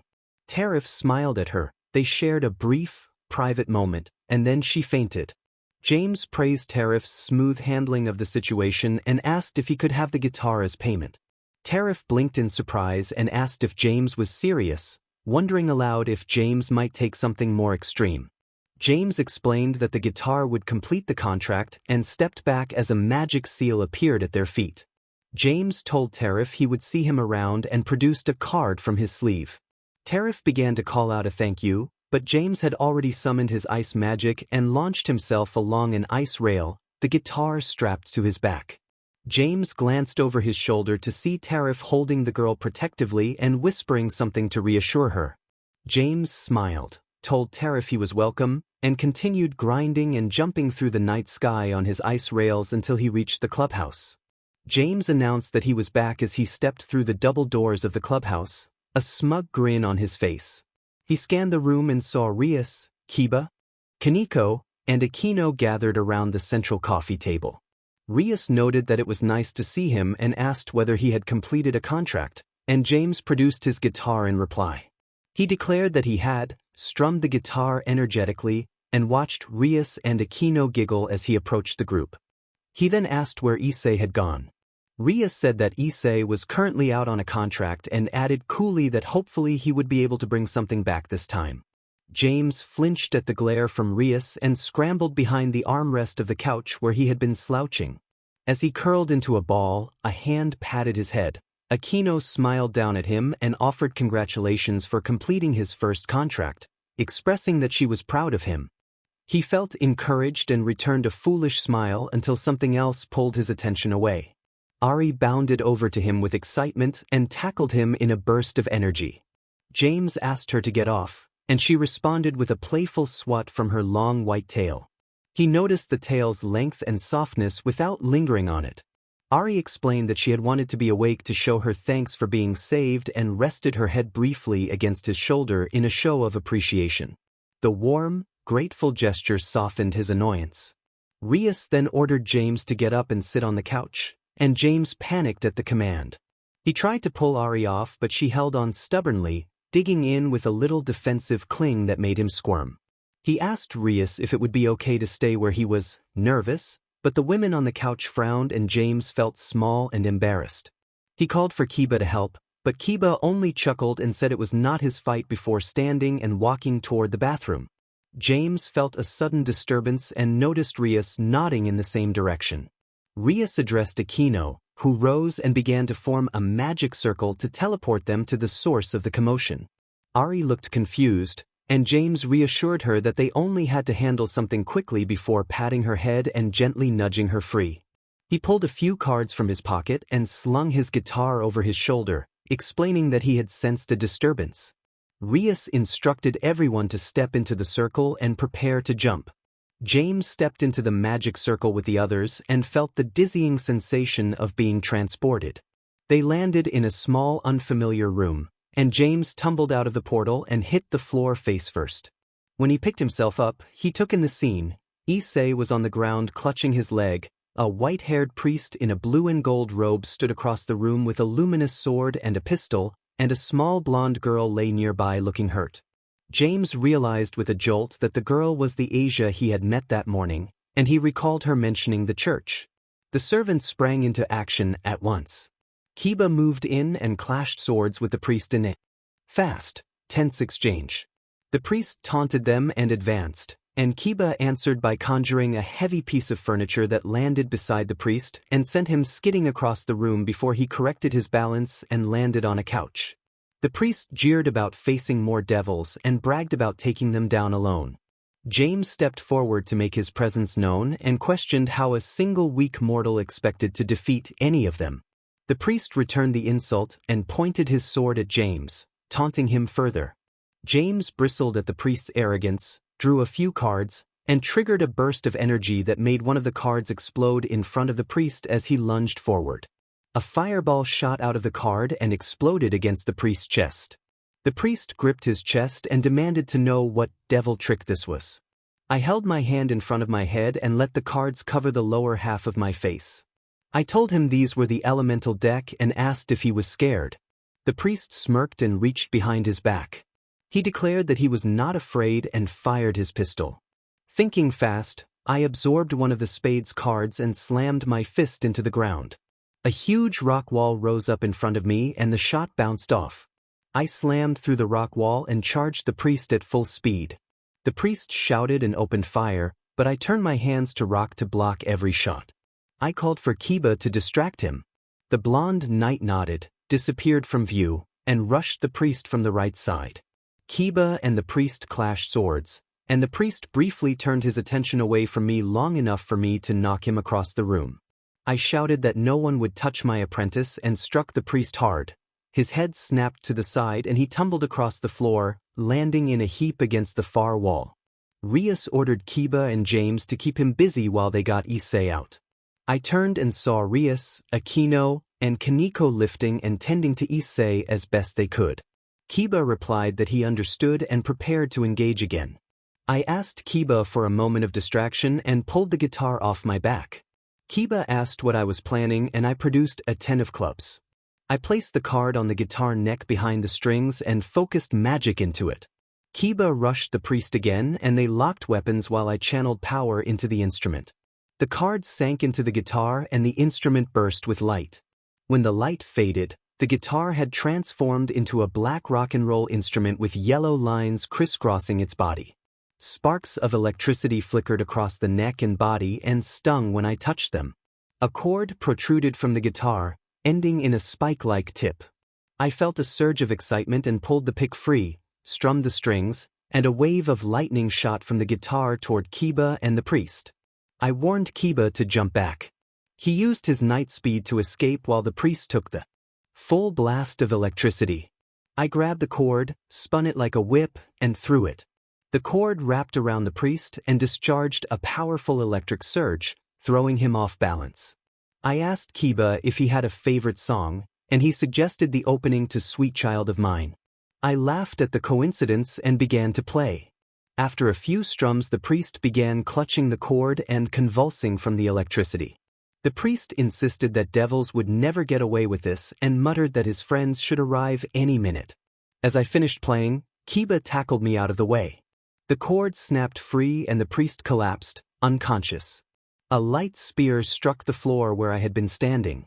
A female voice announced that she had missed, and I looked up to see two women flying above us. One had dark blue hair and wore a dark purple pea coat. Her hair covered half her face, and fallen angel wings jutted from her back. The other had blonde twin ponytails and wore a maid outfit. The blue-haired woman told Middle not to worry and smirked. I told Kiba we had to go now and tried to push myself up, but Kiba was already moving.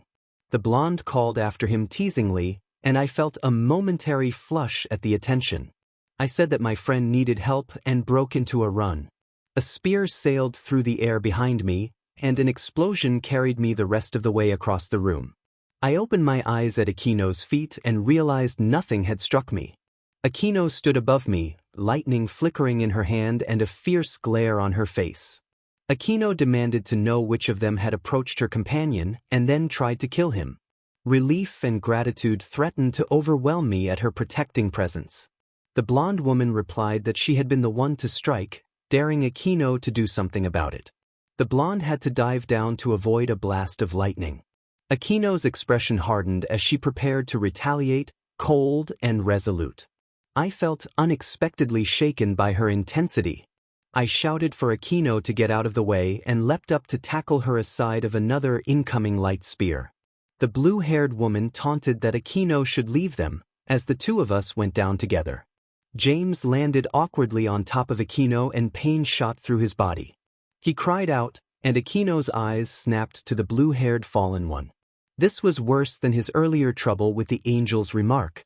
Akino unleashed a dozen bolts of electricity at the fallen ones. They dove away and fell back to the opposite side of the room. Rias ordered everyone to leave immediately. Kaneko grabbed James and threw him into the magic circle at Rias's feet. He looked up through the haze of pain and saw Akino calmly walking back to the circle while the fallen ones tried to regroup across the room. Issei protested that they could not leave Asia behind, and James noticed the young blonde girl crying against the wall. Rias explained that they had no choice because only members of her household could travel using the portal. Issei wailed in frustration until Kaneko restrained and knocked him out to prevent him from charging at the attackers. James thought he was going to get in serious trouble for what he was about to do. He told Rias to get everyone out and thanked Akino, then rose and stepped out of the circle. Rias shouted James's name as the circle vanished, leaving him alone in the room with the fallen ones and the nun. His leg burned and he felt weak, but he was determined to keep the girl safe. James warned the attackers to let him leave with the girl or he would make them regret it, slinging his electric guitar over his back. He could not take a proper fight with his injured leg, so he planned to grab the girl and get out. One of the blonde fallen attackers taunted him, but James responded by throwing a few enchanted cards. The first row erupted into fireballs. The attackers dove to avoid them, and a few strikes sent them tumbling back, singed and momentarily stunned. The blue-haired fallen smirked and formed a light spear to throw at him. Middle complained loudly, and the blue-haired one taunted James further, prompting him to draw more cards from his sleeve. James unleashed a surge of ice magic across the floor. A blue mist sprayed from his hands and the ground chilled instantly, immobilizing the two fallen ones in place. He announced that it was time to make an escape and pulled his hood back to reveal his face. Calawarner shouted that they would find him and make him pay, but James paid no mind and moved toward Asia, offering his hand. James told Asia they needed to get her out, and she smiled up at him as she took his hand. He lifted her onto his back and carried her out of the building. The small blonde held on tightly and whispered her thanks as they went. James worried how Rias would react when she found out he had left to save the girl. After running for about an hour from the house where they had rescued Issei, James and Asia reached a park and sat on a bench to plan their next move. James leaned against the wooden seat and eyed the guitar beside him while Asia dozed on his lap, exhausted from the night's events. James brushed the blonde hair from Asia's face and watched her sleep peacefully, curling in closer for comfort. He sighed at the thought of Rias's reaction. He had abandoned the group to ensure Asia's safety and expected to be scolded for it. Asia's sleepy voice asked where they were. James told her they were in a park and suggested they stay there for the night since it was late. He assured her that she should rest and that he would keep watch. Asia thanked James for returning for her, and he told her to sleep. They settled down on the bench, and Asia fell asleep safely. James remained alert and watchful through the night, planning what to do next and dreading the moment he would have to face Rias and the others. James sighed in defeat and hugged the blonde girl close. He told her she was just too cute and rested a hand gently on her head. He heard her sigh in contentment and held her tighter, thinking about the consequences he would face when he got home. At least this one did not yell at him, which made the situation feel stranger. Asia said goodnight and pulled away before lying back down across his lap, making him feel like a good pillow. He leaned his head back to look at the stars and wondered what he had gotten himself into. A familiar voice called Master, and James snapped awake. He sat up on the bench, Asia still asleep in his lap, and noticed sunlight coming from behind him. He looked around and felt something nibble at his shoe. When he leaned over the edge of the bench, he saw a familiar white fox nibbling at his shoe and wondered how she had found him. Ari, the fox, expressed relief that she had found him and explained that Master and the other girl had been worried sick, so they had sent her to find him. James smiled at her arrival and the small fox jumped onto the bench with him, pausing when she noticed the sleeping nun girls. Ari questioned who the girl was and why James's first night with her as a servant had not been spent together. James explained quickly that he had had to rescue the girl and they had nowhere else to go, so he had let her sleep on his lap. Ari sighed, made herself comfortable in a free space on his lap, and curled up. Ari said she would sleep there as well and nuzzled against him. James asked if they should head back to the clubroom, and Ari, a little reluctant to move, transformed into her human form with a puff of smoke. James stood, slung his guitar over his back, and carried the blonde princess style in his arms while Ari led the way. After about 20 minutes of walking they arrived back at the clubhouse. James hoped no one would be home so he could rest a little before facing any consequences. Ari led him up the stairs of the old schoolhouse to the double doors of the clubroom. James asked Ari to take Asia in case something happened to him, and Ari nodded before taking the sleeping girl from his arms. He swallowed and slowly opened the creaking wooden door. Aquino burst into the room with obvious relief, rushing at James and knocking them both to the floor in a dramatic anime-style tackle.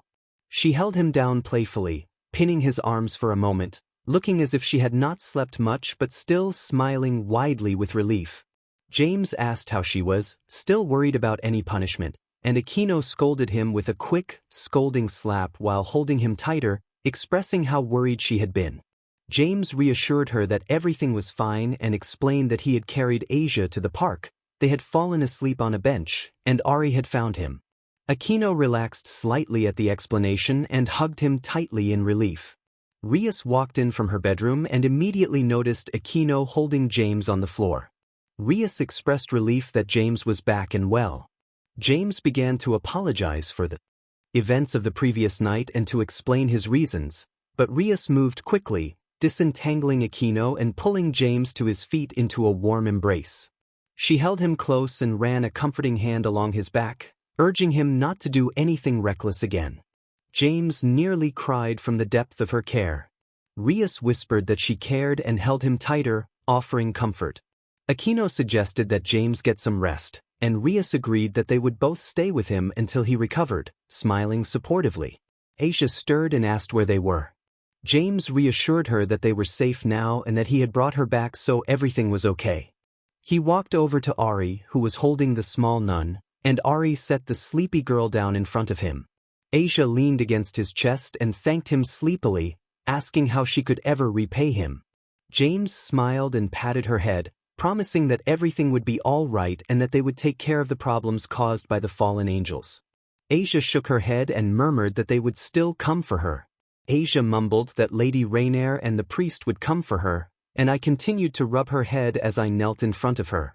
James promised her that everything would be fine, and she finally relaxed, throwing herself into his arms and clutching him. Asia thanked James quietly, and he smiled, thinking she was the sweetest girl he had ever met. Rias asked James to introduce his little friend, and he turned to see the 3 other girls glaring at him. He wondered why even Ari looked upset. James explained that the little girl was Asia Argento and that he wanted to protect her from then on. Even though she was a member of the church, he did not want to lose her, and he appealed to their master. Rias regarded him thoughtfully for a moment before returning to a warm smile. Rias said that there was no arguing with him and warned him not to do anything stupid. James nodded. Asia tugged at the back of his jacket and smiled up at him with tears in her eyes. James told her not to cry and that everything would be all right. He knelt before her and took her hand, hearing the other girls murmuring behind him and wondering what their problem was. Asia said that no one had ever been this nice to her and that, even though he was a devil, he was unbelievably kind. She called him a blessing and squeezed his hand tighter. James resolved to protect her. Rias suggested that she and Asia have a talk, and Asia looked surprised.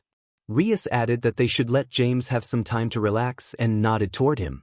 James whispered that Rias was harmless, and Rias winked before taking the blonde's hand and leading her to her desk, likely to gather information. Aquino suggested that James take a nap and put her arms around his waist in a friendly, comforting way. James asked Aquino if he could get some fresh air for a bit and said he would be back soon. He worked his way out of her embrace, and she looked puzzled as he waved and stepped out of the room. Aquino called after him to come back soon and said she had something to give him when he returned. Ari added a farewell and asked him to come back soon. James thought the whole interaction had been unexpected. James pulled his hood up, slung his guitar over his back, and left the school grounds. He walked for about 10 minutes until he reached a park with a large central pool and white columns. It seemed like a good place to clear his head, so he sat on a bench and began to play his guitar. He performed an upbeat song, and people gathered to listen. When he finished, the crowd cheered and several people handed him money in appreciation. A woman told him that his voice was beautiful. James turned to see a girl with long black hair and deep purple eyes, resembling Aquino but with small differences. She wore a casual dark red t-shirt, jeans, and sneakers, and she looked at him with a kind smile. James thanked her, feeling a little flustered by her presence. He invited her to sit with him. She accepted and took a seat beside him, watching him with interest.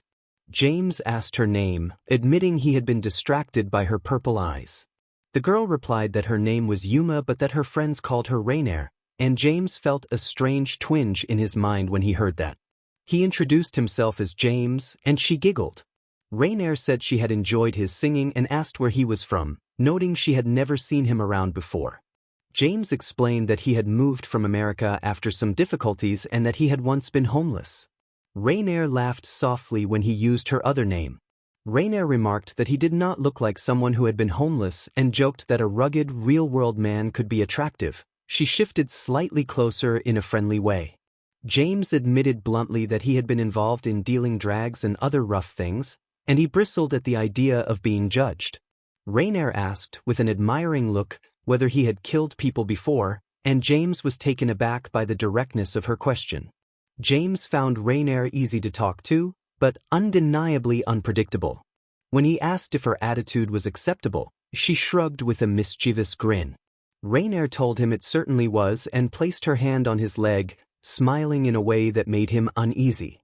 James told Rainier that he was not interested in that kind of thing and gently tried to remove her hand. Rainier teased that she thought otherwise and, when he hesitated, stood up and pretended to leave. James called after her, set his guitar on the bench, and nervously reached for her hand. He admitted that he did not want things to be only physical and that he would like to get to know her better as a friend.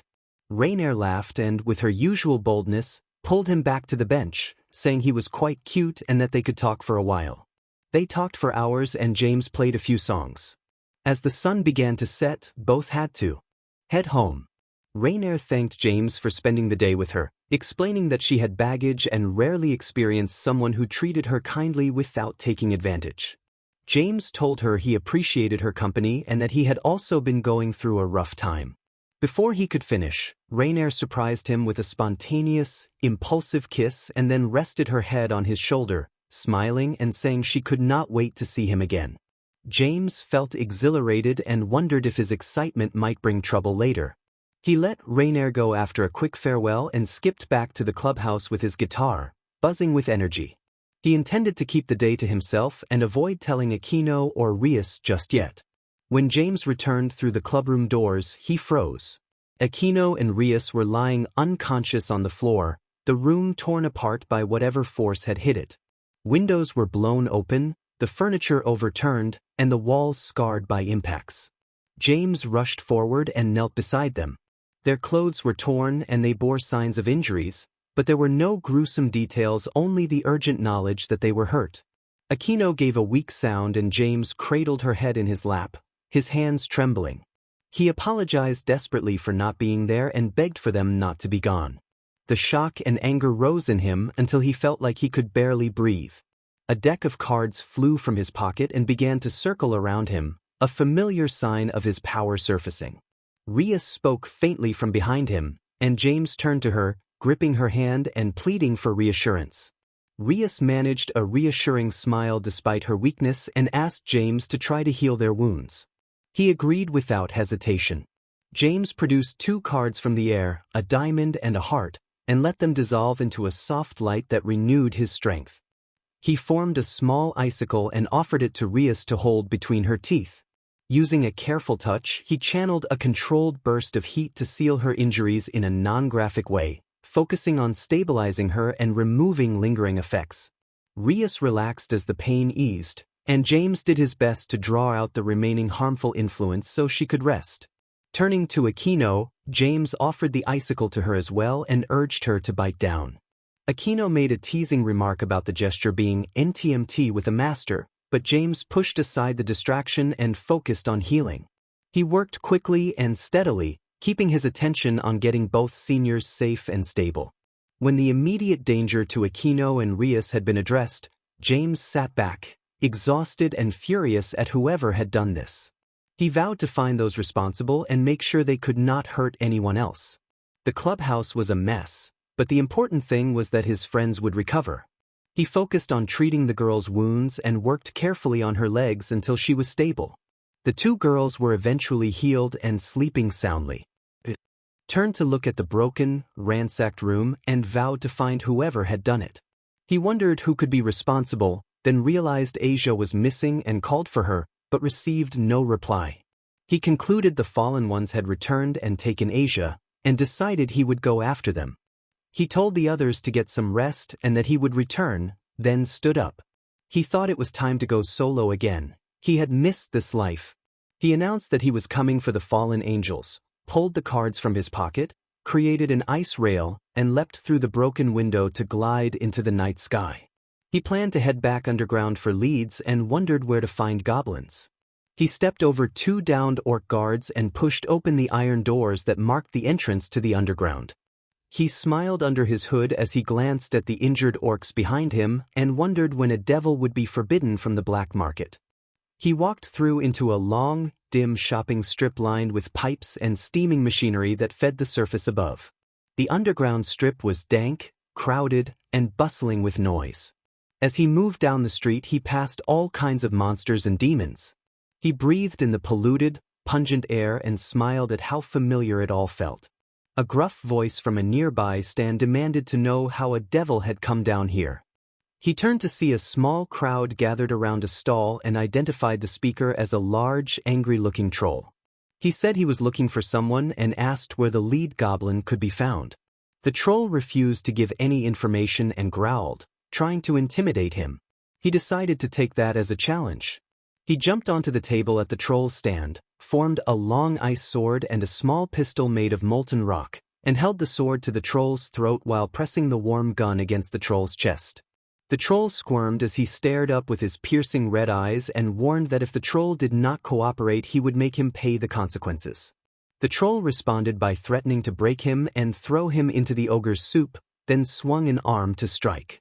He mused that the troll had made the wrong move and side-flipped over the swipe, ducking under a thrown table as the crowd scattered. The troll charged, roaring that he would smash him. The troll's massive fist came up in an uppercut. He barely avoided it, only to face the other fist coming down.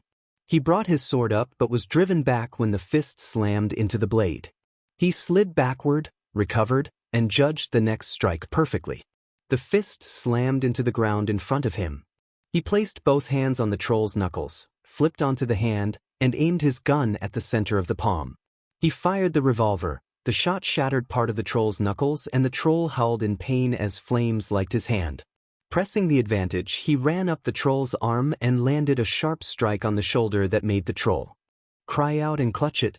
He kicked off the shoulder and landed behind him, watching the troll curse and grip his injured shoulder. He slid between the troll's legs at the last moment and made a cross slash with the lightweight ice sword. 2 slashes opened on the troll's legs and he staggered, howling and forced to his knees. The troll howled again as he sprang back up and assumed a stance, sword and revolver poised. He taunted the troll that the big tough creature was hurt, and asked before things were over if the troll wanted to see a magic trick. He let the 2 weapons dissolve into shards of light, summoned the cards into his hands, and held them up to tease the troll into picking one. When the troll tried to hobble away, he picked a card himself, 10 of hearts, and the card burst into shards of light. He called to the retreating troll to catch, and then send a huge ball of fire SRNG down the street after him. He wailed in pain as the ball slammed into his chest and sent him spiraling back. He shot through a stand and into a solid rock wall, dislodging a few pipes in the process. I let the card reform in my hand and smirked at the unconscious beast down the street. When clapping sounded from behind me, a small, mischievous goblin announced that the display had been very impressive and asked who I was. I turned to see a small green goblin standing before me, waist-high, dressed in long purple robes with scant white hair and wrinkled skin that marked him as one of the older goblins. The glimmer in his eyes and the way his pupils darted over me showed sharp curiosity. I introduced myself as James and asked if he was the head goblin, explaining that I was hunting a group of fallen angels in town and asking if he would help. The old goblin said he would not mind helping devils against fallen angels and invited me to follow him for a chat. He led me down the street past watching monsters until we reached a huge building embedded in the rock face at the end of the street. The goblin offered a drink as he led me inside. I took in the massive entryway, light purple walls, shiny polished wood floors and stairway, and smaller goblins in butler uniforms scurrying about. The living room was even more impressive, with 3 large leather couches around a polished coffee table. The elder goblin seated himself across from me and asked what a devil servant like me was doing in a black market. 2 young goblin maids brought drinks. I had a Diet Coke. One of the maids smiled and winked briefly before leaving, a small, odd gesture. I asked why he assumed I was a servant rather than a rogue, and he said he could see the seal on my hand and was puzzled that a devil servant of a prestigious household like the Gremmeries would be allowed in the black market. When I told him I had recently moved from America and had been accepted as one of Rias Gremmery's servants, he leaned forward with interest. He asked why I was hunting the fallen angels. I explained plainly that they had attacked my master and taken one of my friends hostage, and that I intended to find them, tear down their hiding place, and eliminate them. The goblin laughed approval and said he liked my straightforwardness. He advised that the nearest fallen angel hideout would be in the old church on the mountainside, warning that no one knew exactly how many there were. As I stood to leave, I set a few bills on the table and apologized for dealing with a troublesome troll earlier. The goblin waved the money aside and said the only thing he wanted in return was a simple favor. If he ever needed help with something, he would call me. I agreed. Before I left, the goblin expressed hope that I would get my friend back and not get killed, and I offered reassurance. I walked out of the goblin boss's house, through the iron doors and back onto the surface, stepping over fallen orcs on my way out. I glanced up at the night sky and saw the large, run-down church on the mountainside in the distance. I climbed to the top of a building and summoned an ice rail. After about 10 minutes of gliding through the night sky, James arrived at the church's doorstep. The place was small, but it gave off a creepy cult-like vibe that made him shiver. He pushed open the door and entered to find rows of pews and a stained window on the far wall. An eerie glow bled through the glass and the moonlight only deepened his unease. He admitted to himself that coming alone might not have been a good idea. A voice echoed from the far side of the room and a white-haired man stepped out of the shadows. The priest who had previously attacked Issei stood there, smirking as he taunted James for surviving an earlier blast of energy. James returned the taunt, mocking the priest's appearance instead of repeating an earlier cruel insinuation. The priest raised his light sword, prepared for a fight. The priest threatened James with brutal violence and a cold grin as he advanced. James replied that he was not a child and summoned an ice sword into his hand. The weapon was a solid blade of ice, as strong as any metal, and he held it at his side before lunging forward. The two met at the center of the room and exchanged a flurry of strikes. Swords clashed and sparks flew as each parried and countered, forcing the other back and then pressing forward with everything they had. James demanded to know where the girl had been taken while he pushed against the priest's blade, forcing the priest back. The priest only sneered and dodged, creating space and sending James forward off balance. The priest swung down toward James's neck. James activated Rock's shield and his body hardened like stone, causing the light sword to strike and glance off. The impact sent the priest stumbling backward and James felt the world tilt. When his body returned to normal a moment later, a wave of pain washed over him. He wrenched the weapon free and felt lightheaded. Kiba called James's name from behind him, and James blinked to see the blonde-haired figure holding the priest's blade aloft.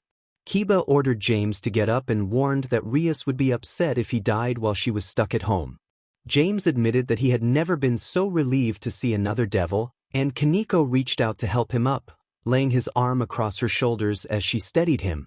Kaneko explained in her reserved tone that Rias would be furious if anything happened to him, and she sat him down on a pew. Kiba and the priest resumed their duel at the far end of the room, blades flashing. Suddenly the priest produced a pistol and fired. James shouted and watched as Kiba flipped backward, landing on his feet and continuing the fight.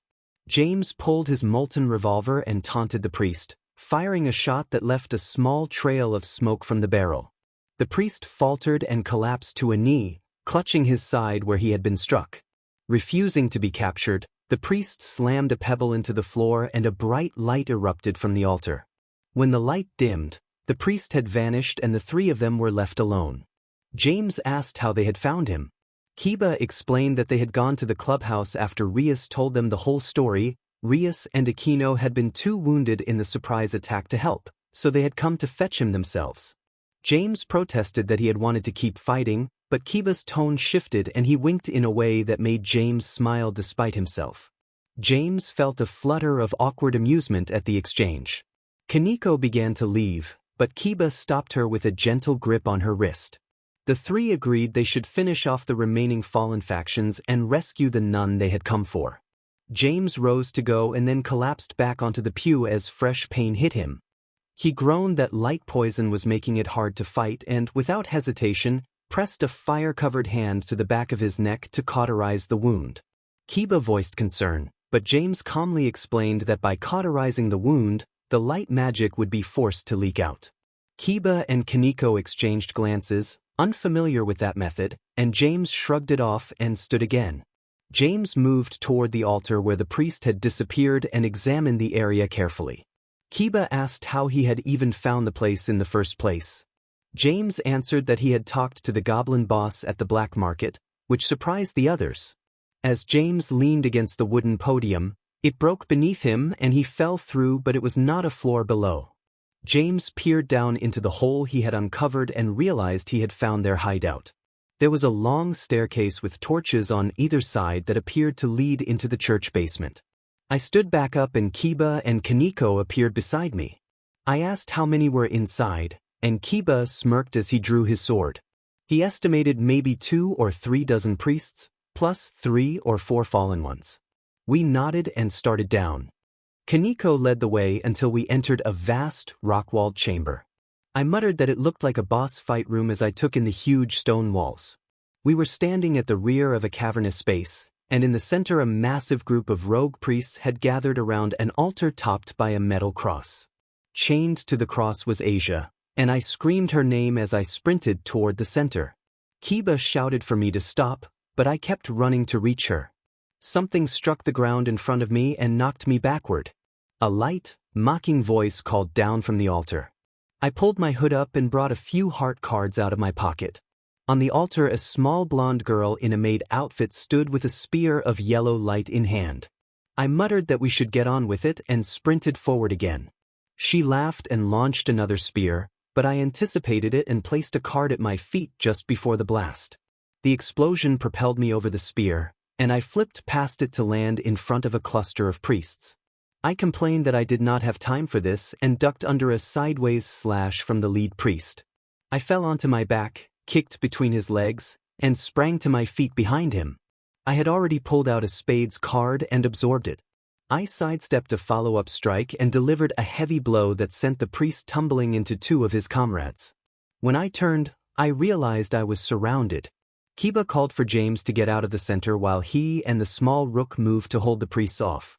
I looked back and saw Kiba cleave through 2 of the priests and cross blades with another, while Kaneko tackled one, hoisted him up, and slammed him into the attackers. I told them to handle the priests and that I would deal with the fallen ones, then jumped over a sliding slash from the priest in front of me. I flipped through the air and landed behind him.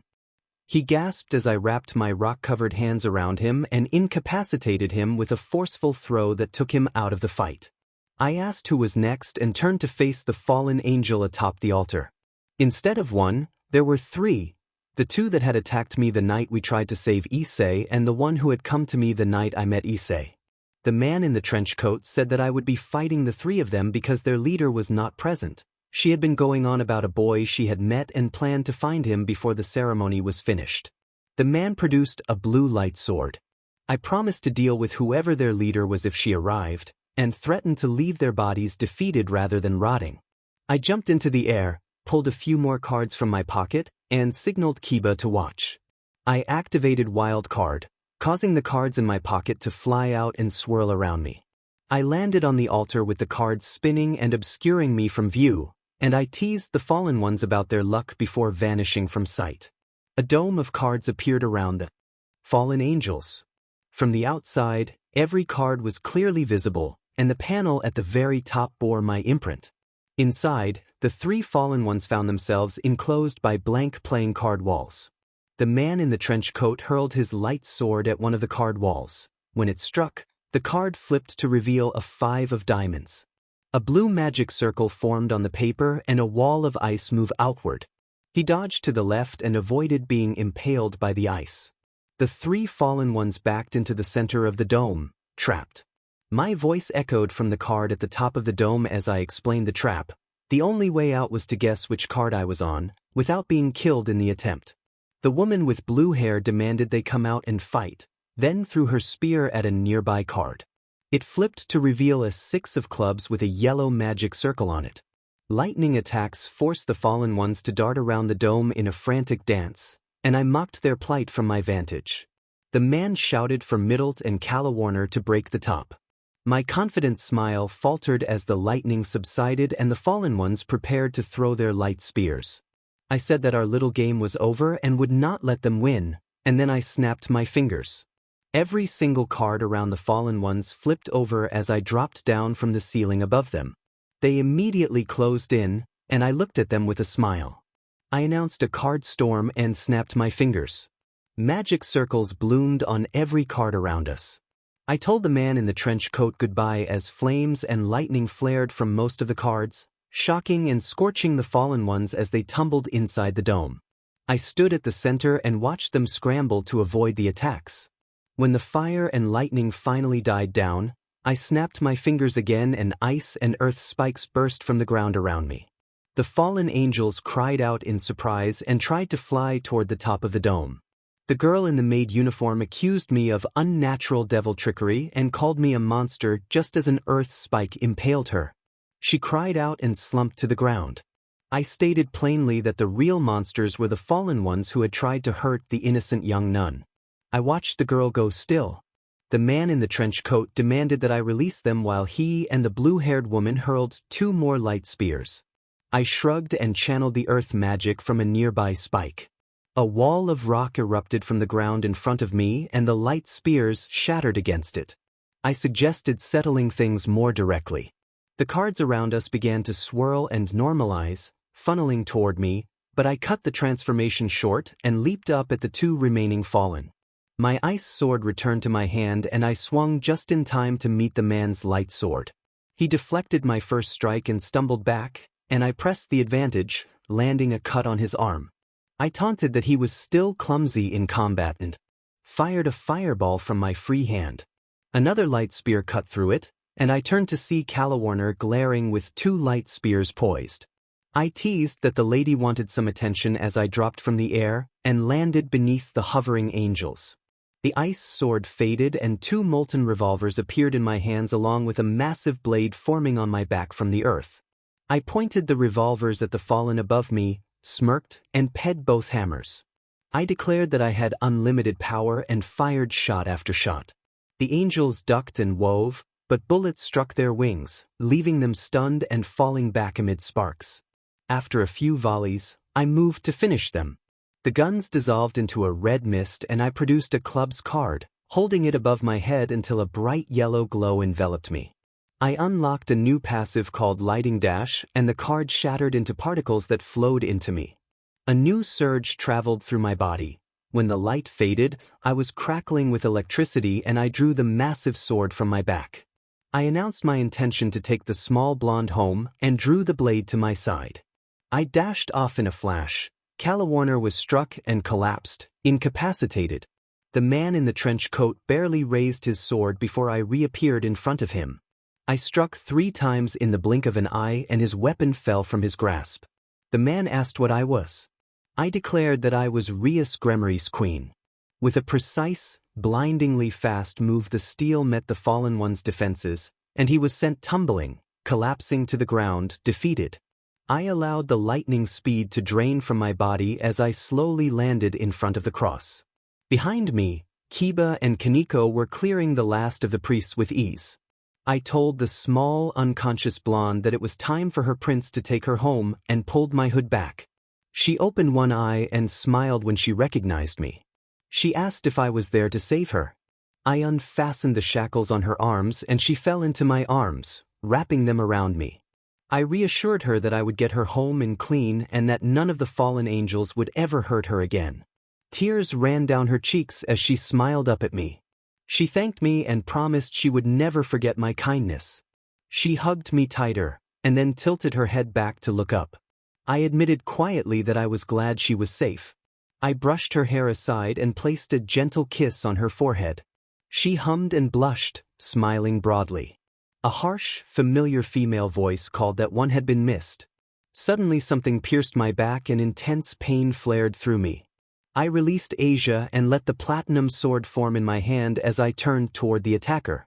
Weakness washed over me and I dropped to my knees, my vision blurring as I saw who stood before me.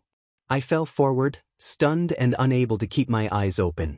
The fallen one landed beside me and pulled my head into her lap, panicked and whispering for help. Felt deep, numbing pain in my stomach and pressed my hand against it to try to steady myself. Warmth on my hand made me realize my shirt was soaked and stained, and darkness crept in as I slipped toward unconsciousness. James tried to open his eyes, but he was so weak he could barely manage it. Cracking one eye open, he realized he was overlooking the same rock-walled chamber where he had fought before he lost consciousness. Cold steel pressed against the back of his neck and hard metal supported him beneath. He was tied to a small metal post protruding from the altar where Asia had been chained. He leaned a little to his left and saw the massive metal cross with a figure bound to it. Asia's wrists and feet were fastened to the cross and her head hung motionless. James had thought he had saved her. Now everything felt wrong. Turning his head to the right, he looked down the staircase to the rock floor below and wondered where Kiba and Kaneko had gone. Had the other fallen one taken them too? The image of the dark-haired girl in leather flashed through his mind. James muttered the name Rainier and closed his eyes, letting the weak, tired feeling wash over him. He worried about dying here without Aquino or Rias knowing, and about letting his friends down. All he wanted was for Asia to be safe. A quiet voice called his name from a distance, and a soft flapping of wings reached his ears. He tilted his head and saw the same black-haired fallen who had struck him earlier land nearby. Rainier looked exhausted, as if she had been crying. James thought he had seen her as something close to human before. Now he tried to make sense of her presence. He felt fragile and could barely speak, but he needed answers about why she had attacked and why Asia lay so still. Rainier moved to sit beside him. She touched his cheek gently and tried to meet his eyes, showing more sorrow than menace. She appeared conflicted, like someone who had done something she could not fully understand. Rainier apologized and said she had not realized it was James. She explained that she had needed Asia's sacred gear because she had been told it could heal fallen ones, and she had reacted when she thought a devil was taking the girl away. Tears glinted on her face as she spoke about wanting power to heal herself and others, and about hoping to be valued. James listened without anger. He felt mostly grief for Asia but also a growing concern for Rainier's confusion. He resolved that if he could save her from whatever had convinced her to seek power by harming others, he would try. No one deserved to be driven down a path they did not understand. James asked why she had believed she needed that power. Rainier answered that she had been told she had to be strong and powerful so she could do what she wanted. Her tone suggested she had repeated phrases given to her by others without truly believing them. He told Rainier that she did not have to be strong in that way, that the person she had shown him earlier at the park was someone he wanted in his life and that mattered more than power or respect. He offered to help her. The gesture made him feel woozy, and he drifted closer to her, leaning his head against her shoulder for support. Rainier reacted with a mixture of disbelief and shame, saying James was a devil and that he had every reason to hate her, to do what he had done to others. Tears fell and splashed against the cold metal floor. She admitted she had tried to use Asia's sacred gear to heal him, but it had not worked on a devil, it only affected fallen ones. James tried to reassure her that it was okay and hinted he had endured worse. He nudged her lightly and despite the pain that shot through him, he kept his tone gentle. Rainier managed a faint, conflicted smile. In James's view, she was not like the others, she was lost and could still be guided. Their fragile moment ended when a loud crash echoed through the chamber. 5 figures moved through a cloud of dust and stepped into view, bringing the confrontation back into sharp focus. Rias emerged with Aquino at her side. Rias demanded that the fallen step away from her servant, her calm and authoritative voice carrying a warning. Rias and Aquino fixed Rainier with cold, controlled expressions. James tried to push himself up to explain or intercede, but a metal chain around his chest tugged him back down and forced him to remain seated. Rainier whispered and placed a hand on James's shoulder, steadying him in the sudden tension. Her grip was tight and I could tell she was scared. Hell, I was scared. What if I couldn't protect her from Rias or Aquino? What if she got hurt? James told Rainier to untie him and that he would keep her safe, motioning toward the lock on the chain. Rainier only looked bewildered and produced a light spear to try and break the lock. Aquino warned Rainier not to touch James and unleashed a blast of lightning. Rainier was too shaken from their conversation to dodge. A spade-shaped card flashed between James's teeth and vanished into light.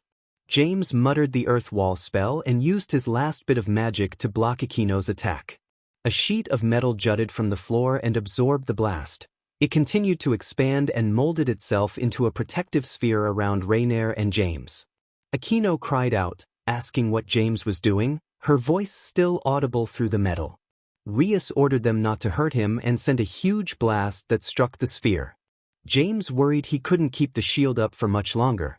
James told Rainier to untie him and let him speak to them. Rainier pleaded that she was a fallen who had done terrible things, saying she had even killed a girl and did not deserve protection, begging them to end her life. James summoned every last ounce of strength, turned his arms to stone, and snapped the chains free. He immediately fell to his knees in front of a gasping Rainier. Rainier begged James to stop, fearing he would be hurt and insisting she deserved punishment. James wrapped his arms around her and sat against the metal wall, pulling her close. She was terrified and unsure of her place among the fallen. She only wanted acceptance. James resolved he would not let someone he cared about be lost to that path. James told Rainier she was staying with him, that he would take care of and protect her, and that he would not let her people change her into something she was not. He said he still remembered the girl he had met at the park, and that was the real Rainier. James told her he loved that version of her, gently cradled the back of her head, and they shared a brief, tender, non-XL embrace. Rainier asked why James would put himself at risk for her, worried he would get hurt or in trouble. James cupped her cheek and looked into her misty purple eyes, wondering why her tears had not stopped. He told her she was worth it and that he would not let her become like the other fallen.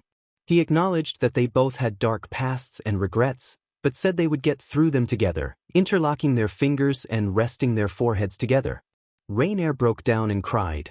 Rainier begged James to help, to save her from the situation she was in and to bring Asia back, to make everything go away, and she held him tightly as if afraid he might not be real. James promised to protect her and to make things right, running his hands along her back as she sobbed into his shoulder.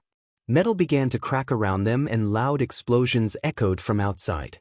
Issei shouted for James not to be fooled, which made James wonder when he had arrived and what he meant.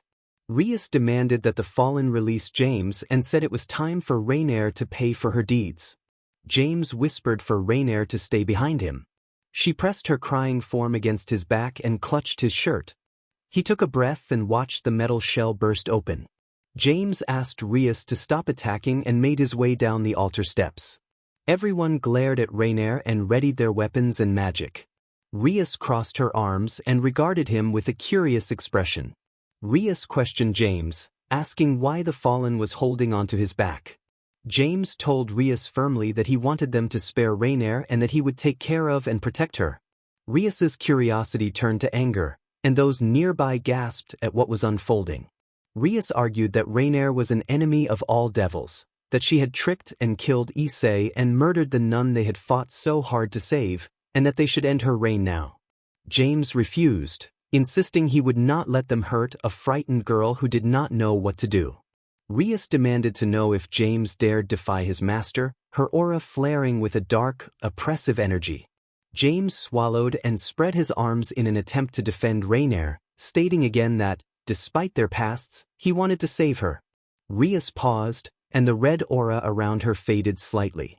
She then called to Aquino, Issei, and Kiba for their opinions, and both she and James turned to look at the servants she had named. All three shifted uncomfortably. At least Rias was giving this a chance, but what about Issei? Hadn't Rainier killed him? Aquino quietly agreed with James, and his jaw dropped in shock. Yes, why? Aquino offered a faint smile and walked toward him. Rias remained silent, studying the situation as if weighing how they could keep Rainier around. Aquino explained that James had shown kindness by taking in a frightened, helpless girl and caring for her. She said that if she were fallen, that was what she would need. Rias finally spoke, acknowledging that most devils were selfish and greedy, but James had been willing to risk his servitude and life for someone who did not deserve it, and that there was something special about him. Kiba, with his princely smile, agreed that if James believed the fallen deserved a second chance, he would stand by that decision. James wondered why they trusted his judgment so much. Rias pointed out that Rainier had not killed him. Kiba admitted that Rainier had allowed Kaneko and him to escape after wounding James, had tried to heal him, and had cried. Kaneko, though expressionless, also said Rainier could stay. Rainier, no longer clinging to James's back, admitted that she had been scared. She confessed that she had feared she had killed the first person who had ever cared about her and that she still felt awful about everything she had done. She said James had made her realize she had acted out of a desire to survive and be accepted by the other fallen angels. They had told her to kill Issei and to become more powerful, and she had followed their orders because it was the only way she knew. She acknowledged that her actions had been terrible and that she felt she deserved punishment, but she asked for a second chance and said she wanted James's help to make things right. Rainier apologized to Issei and bowed to him. Issei looked sad and unsure, but he told them that if James believed Rainier deserved a second chance, he would stand by that decision. He added that if she had not killed him, he might have remained lonely, but now that he was a devil he would not be alone. They all chuckled, though James noticed Issei's gaze repeatedly drifting back to the figure chained to the cross. James asked Rainier to return Asia's sacred gear and laid a hand on her shoulder, hoping the gesture would prove she was not simply seeking power. Rainier replied that returning it would not bring Asia back. James then suggested another possibility and asked Rias and Issei to come with them. Rias considered this and said she believed she could make Asia her bishop if the sacred gear were returned. Rainier hurried to Asia's slumped form and cupped her hands together. A bright green light appeared within them, growing as she opened her palms. With a sad smile, she pressed the small green glow to Asia's chest and apologized for taking the sacred gear, pleading for Asia to return so she could make amends. James stepped forward and gently drew Rainier away from Asia to comfort her. Rias approached Asia and placed a small dark red chess piece on the girl's chest, invoking the name of the Gremory house and demanding that Asia live for her sake. The piece sank into Asia's chest. Asia took a deep breath and opened her eyes. James released Rainier and moved to undo the shackles, but Issei reached her first. Issei expressed relief at Asia's recovery and promised to make sure she would be all right.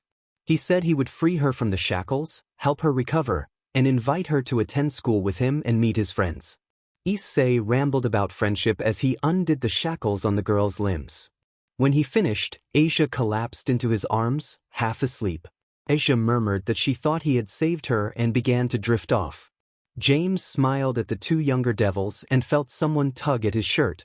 Rainier asked James if everything was okay now and whether she would be able to stay with him, her eyes pleading. He felt the weight of how alone she must have been and wanted to help. James turned to Rias and asked what she thought, saying that the girl seemed to have proven herself. Rias returned his smile and nodded, then walked away toward Issei, carrying an unconscious Asia. James joked that they should go home and pretended the effects of the light poisoning were bothering him as he put his arm around Rainier's shoulders in a friendly gesture. They walked side by side down the altar stairs, relieved that the immediate danger had passed and that their group had gained 2 new members. Rias announced that she had arranged an apartment for James. He was stunned and ran down the stairs to embrace his master gratefully. Rias explained that the pet had been tearing up cushions and the clubroom was too crowded, so James, Rainier, his pet, and the angel would be moving in together. She teased that it was a 1-bedroom apartment and patted his cheek. Aquino leaned close and offered a playful greeting that made James flush. He inwardly told himself not to read too much into it. When James asked whether Aquino was truly okay with Rainier moving in, Aquino said she trusted his judgment and would be happy to help the girl. She also remarked that she planned to stay over that night, since he had missed the previous evening. Rainier lingered behind and said she would see James at home, smiling shyly. James noticed Rainier was still wearing a striking outfit that made her look imposing rather than frightening, and he told her with a smile that they needed to get her some proper clothes. She blushed and giggled as he took her hand and led her back toward the group. Things seemed to be settling into a new, hopeful routine, but James knew the situation was far from simple. What looked like a happy ending on the surface did not erase the challenges they would still have to face. Rias called happily as she turned the key and opened the door to the new apartment. The narrator noted that Rainier had been calling it their apartment the whole way there. He looked back to see the fallen smiling and blushing as they followed Rias into the room. He was glad they had managed to find her some ordinary clothes before arriving. The door opened onto a spacious living room with a small 3-person black cushion couch against one wall and a TV on the opposite side. A small black footrest sat in front of the couch, the only item in the center of the room. The walls were painted dark red and a single small square window looked down over the couch. Rias suggested they take a look in the kitchen while Aquino and Ari put their things in the narrator's room, and he nodded. He smiled at the 2 girls with luggage as they walked past and through the kitchen toward his room. He wondered when Ari had gotten clothes beyond her usual outfit and worried aloud to himself about his own ragged clothing. Rainier appeared beside him and offered to cook. She guided him into the kitchen and said she could cook a little and would learn to make anything he liked. The narrator wondered whether Rias had already stocked the place, then thanked Rainier warmly when she went to the fridge. Rainier apologized and said she would try to make something more substantial the next day, hoping the microwave meal would be okay for now. The narrator reassured her and gave her a comforting hug to help her relax after a rough day. Rainier sighed in relief and leaned into the embrace. Rias cleared her throat across the kitchen and informed him that the movers had placed some of the clothes she had bought for him in his room, along with a phone and a few other things, and asked him to make himself at home. Rainier let go as the narrator moved toward Rias in surprise and gratitude. He thanked Rias profusely and hugged her, and she giggled and blushed at the sudden display of emotion. Rias waved it off as just clothes and patted the back of his head, then reacted with mock shock when he began to cry, stepping back in surprise. The narrator explained that it had been a long time since anyone had done anything nice for him, and that the warmth he felt at the gesture made him emotional. Rias's expression softened, and she stepped closer, cupping his cheek and promising to take care of him from then on as long as he served her. She told him he was her cutest servant and her favorite, then kissed his cheek gently, leaving a trace of pink lipstick. Rias said she needed to leave and asked that he bring the girls to school the next day. The narrator wondered aloud why he had to take all of them to school. Ari nuzzled his back and explained that Rias had enrolled Rainier and her in school and that he needed to be enrolled as well. Ari pressed close and wrapped her snowy tails lightly around him in a comforting, affectionate gesture. The narrator marveled at how fox maidens managed their tails and how calmly Ari could move them. He accepted the explanation and prepared to settle in for the evening together. James suggested that they all eat and go to bed, but he trailed off when he noticed Ari nearby. He stepped back in surprise, unsettled by the sudden awkwardness in the room. Ari frowned and then whimpered as she retreated toward their room, and she asked in a small voice why her master did not like the way she looked. James felt guilty and told himself he had only been surprised. He hoped she did not hate him. Rainier entered from the kitchen carrying 2 small TV dinner trays and said she had finished, offering James his tray with a smile. He asked her whether she thought Ari hated him, and Rainier laughed softly, sat down on the couch, and suggested that he show a little more appreciation toward Ari. James thanked her, thinking that having Rainier around would be wonderful. Aquino stepped out of the bedroom and commented on how good the food smelled. James told her that Rainier had made TV dinners and invited her to join them. Aquino accepted, walked to the kitchen with a smile, and returned to sit on the other side of James. They began to eat, and James reached for the remote to see if anything was on. The television displayed inappropriate late-night programming, so James turned it off and decided they would eat in silence. He called for Ari but received no answer and wondered if she was upset. Their bedroom was much smaller than the others, with a queen-sized bed in the center, a small closet, and a door leading out to a balcony. Ari sat on the balcony railing with her head buried in her knees and her tails wrapped around her. Her ears drooped and she looked upset. James noted that she was wearing her maid outfit, which made approaching her easier. James opened the balcony door and asked if Ari was okay. She glanced over her shoulder, faintly smiled, and said she was fine but not hungry. He admitted that he had not been very nice to her and asked if she wanted to talk. Ari said he should go eat with the others and that she would sleep out on the balcony, which made James frown. He did not like being shut out. He climbed up onto the railing to sit beside her, and Ari appeared surprised that he would join her. She kept her head buried in her knees and could not meet his eyes. James told her not to lie and asked what kind of master he would be if he did not care. Ari's expression changed. She looked up, surprised, and in a sudden movement they tumbled off the railing and ended up on the balcony floor with Ari on top of him. The fall left them both breathless and embarrassed. Ari asked quickly if he really cared about her and whether she was annoying. James reassured her, apologized for not being kinder, and explained that he was overwhelmed by everything new to him but that he would try to be nicer. He admitted that he appreciated her and her company. Ari brightened immediately, hugged him, and relaxed against him as if comforted. She smiled and said she was happy he had agreed to be her master. James blushed and wondered if he had already had enough girl drama for one day. James wondered if Rainier should be enough. James asked curiously why Ari had wanted a master and whether she had a home or a life before he found her. Ari explained that she had never really belonged anywhere or had a clear purpose, and that since James had shown up, taking care of him and being with him had felt like a good way to live. She said that because he had saved her, she had taken the opportunity to serve him. Ari told him she was glad he had accepted her and leaned in close in a gentle, affectionate gesture. Aquino called from the bedroom, teasingly asking what they were doing. She stood at the doorway giggling playfully and watching them with obvious curiosity. Rainier then stepped into the room and asked where James was. She stopped and glared at Ari and James, clearly upset and asking what was going on. Rainier added that this was not what she meant by showing appreciation. James tried to explain as Ari tightened her embrace in a possessive, protective way. Rainier asked Ari to let James come inside, and Ari complied, sliding off and sitting politely on her knees beside him while smiling warmly. James patted Ari's head and told her she had done well. He stood up and walked into the bedroom, taking a seat on the bed in preparation for a scolding. Rainier demanded to know why James had been so close with Ari. Ari answered that, as his servant, she wanted to make her master happy and had acted affectionately because of his kindness. Rainier gave James a sharp, disapproving look that left him feeling chastened.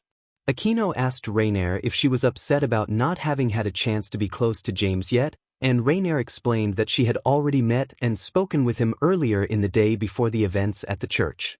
She said that during that time they had connected and shared a kiss, and that was how she learned she liked him so much and found him endearing. The three of them exchanged tense, judgmental looks that made James uncomfortable. Aquino questioned whether James had been spending NTMT time with Ari while the others were in danger. James apologized profusely and pleaded to be allowed to sleep, exhausted from the day's conflicts. The girls sighed and walked out of the bedroom and down the hall, except for Ari. Ari sat down on the bed in front of James and asked softly if she had done something wrong. James smiled, shook his head, and explained that it was his fault. He felt foolish sometimes and was not used to having so many caring people in his life. He admitted he did not always understand how to act around them and would have to try his best. He reached out and gently stroked Ari's ears and tail. Ari smiled and settled against his side, curling up and wrapping her arms around him in a comforting, non-SXL embrace. Ari reassured James that everything would be all right, that Rainier and Aquino were more confused than truly angry, and that they all just needed sleep. James lay back on the pillow and closed his eyes.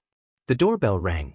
James told Ari to go on to sleep, and she happily complied, sliding off the bed and letting him get up.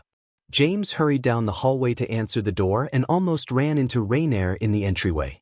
He stumbled and fell backward in surprise. Rainier looked at him with concern and asked whether he was all right and what had happened. Rainier leaned over him with a curious expression. As he clutched his head in sudden pain, Aquino stepped up behind Rainier. Aquino teased that his reaction must have been caused by their clothing and giggled. He tried to stand, but a sudden nosebleed forced him back onto the floor. Aquino reached out, guided Rainier back into the room, and said they would explain later so he could answer the door. He thanked her and wiped his nose as he opened the door. A goblin leader stood in the hallway, smiling as if on friendly business. The goblin informed him that he had tracked the apartment and that his contacts had mentioned the new resident. The goblin explained that his associates, including one in New York, had uncovered something about his past that he probably did not know. The goblin said the death of his former master had been more than an isolated skirmish. It had been part of a larger, organized effort involving fallen angels. The goblin suggested that a network of powerful fallen angel bosses had arranged and paid for the hit. Anger wiped everything else from his mind. He grabbed the goblin by the collar and shoved him against the wall. A card appeared in his hand, transformed into a glowing revolver, and he leveled it in a threatening stance. The goblin, surprisingly unfazed, tried to talk over him and insisted he was only relaying information. He forced himself to calm down, released the goblin, and stepped back, heart racing. He apologized under his breath and listened as the goblin continued. The goblin claimed that Tento had told him the information should be held until he had seen how strong the young man had become. That revelation stung. The thought that Tento had known and not told him felt like betrayal. The goblin laid out the offer plainly. He had names and the intelligence needed to go after the fallen angel leaders, but the work would be dangerous and would likely put him in constant peril. The goblin asked if he was willing to take the risk. He hesitated, his mind battling fear and grief, then steeled himself. If those factions were responsible for Elizabeth's death, he vowed to make them pay and to see the truth through. The goblin extended a hand in agreement. They shook on it, and the goblin pressed a small slip of paper into his palm with a number and a promise to call when he had confirmed a target. The goblin asked him to do small favors in the meantime so the goblin could gather more information, and then he drifted away. Down the hall toward the stairs.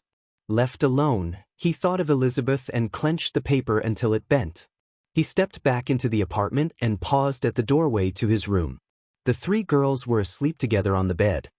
He smiled at the sight and admitted there was no room for him, moving toward the couch to rest.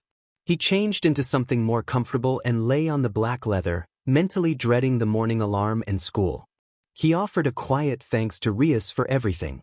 Outside, the goblin leader climbed into a sleek black limousine, nodded to the frost giant holding the door, and settled into the leather seat. The driver, a lizard-like figure, checked the mirror and pulled away.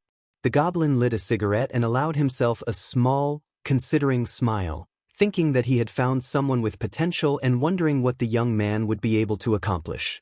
The goblin told himself the black-haired teenager would be a fine ally in the days ahead as he studied the pictures of the youth defeating a huge troll. He smiled at the boy's reckless charge into battle, exhaled a puff of smoke, looked up at the starry sky, and urged the youth on, calling him Keto.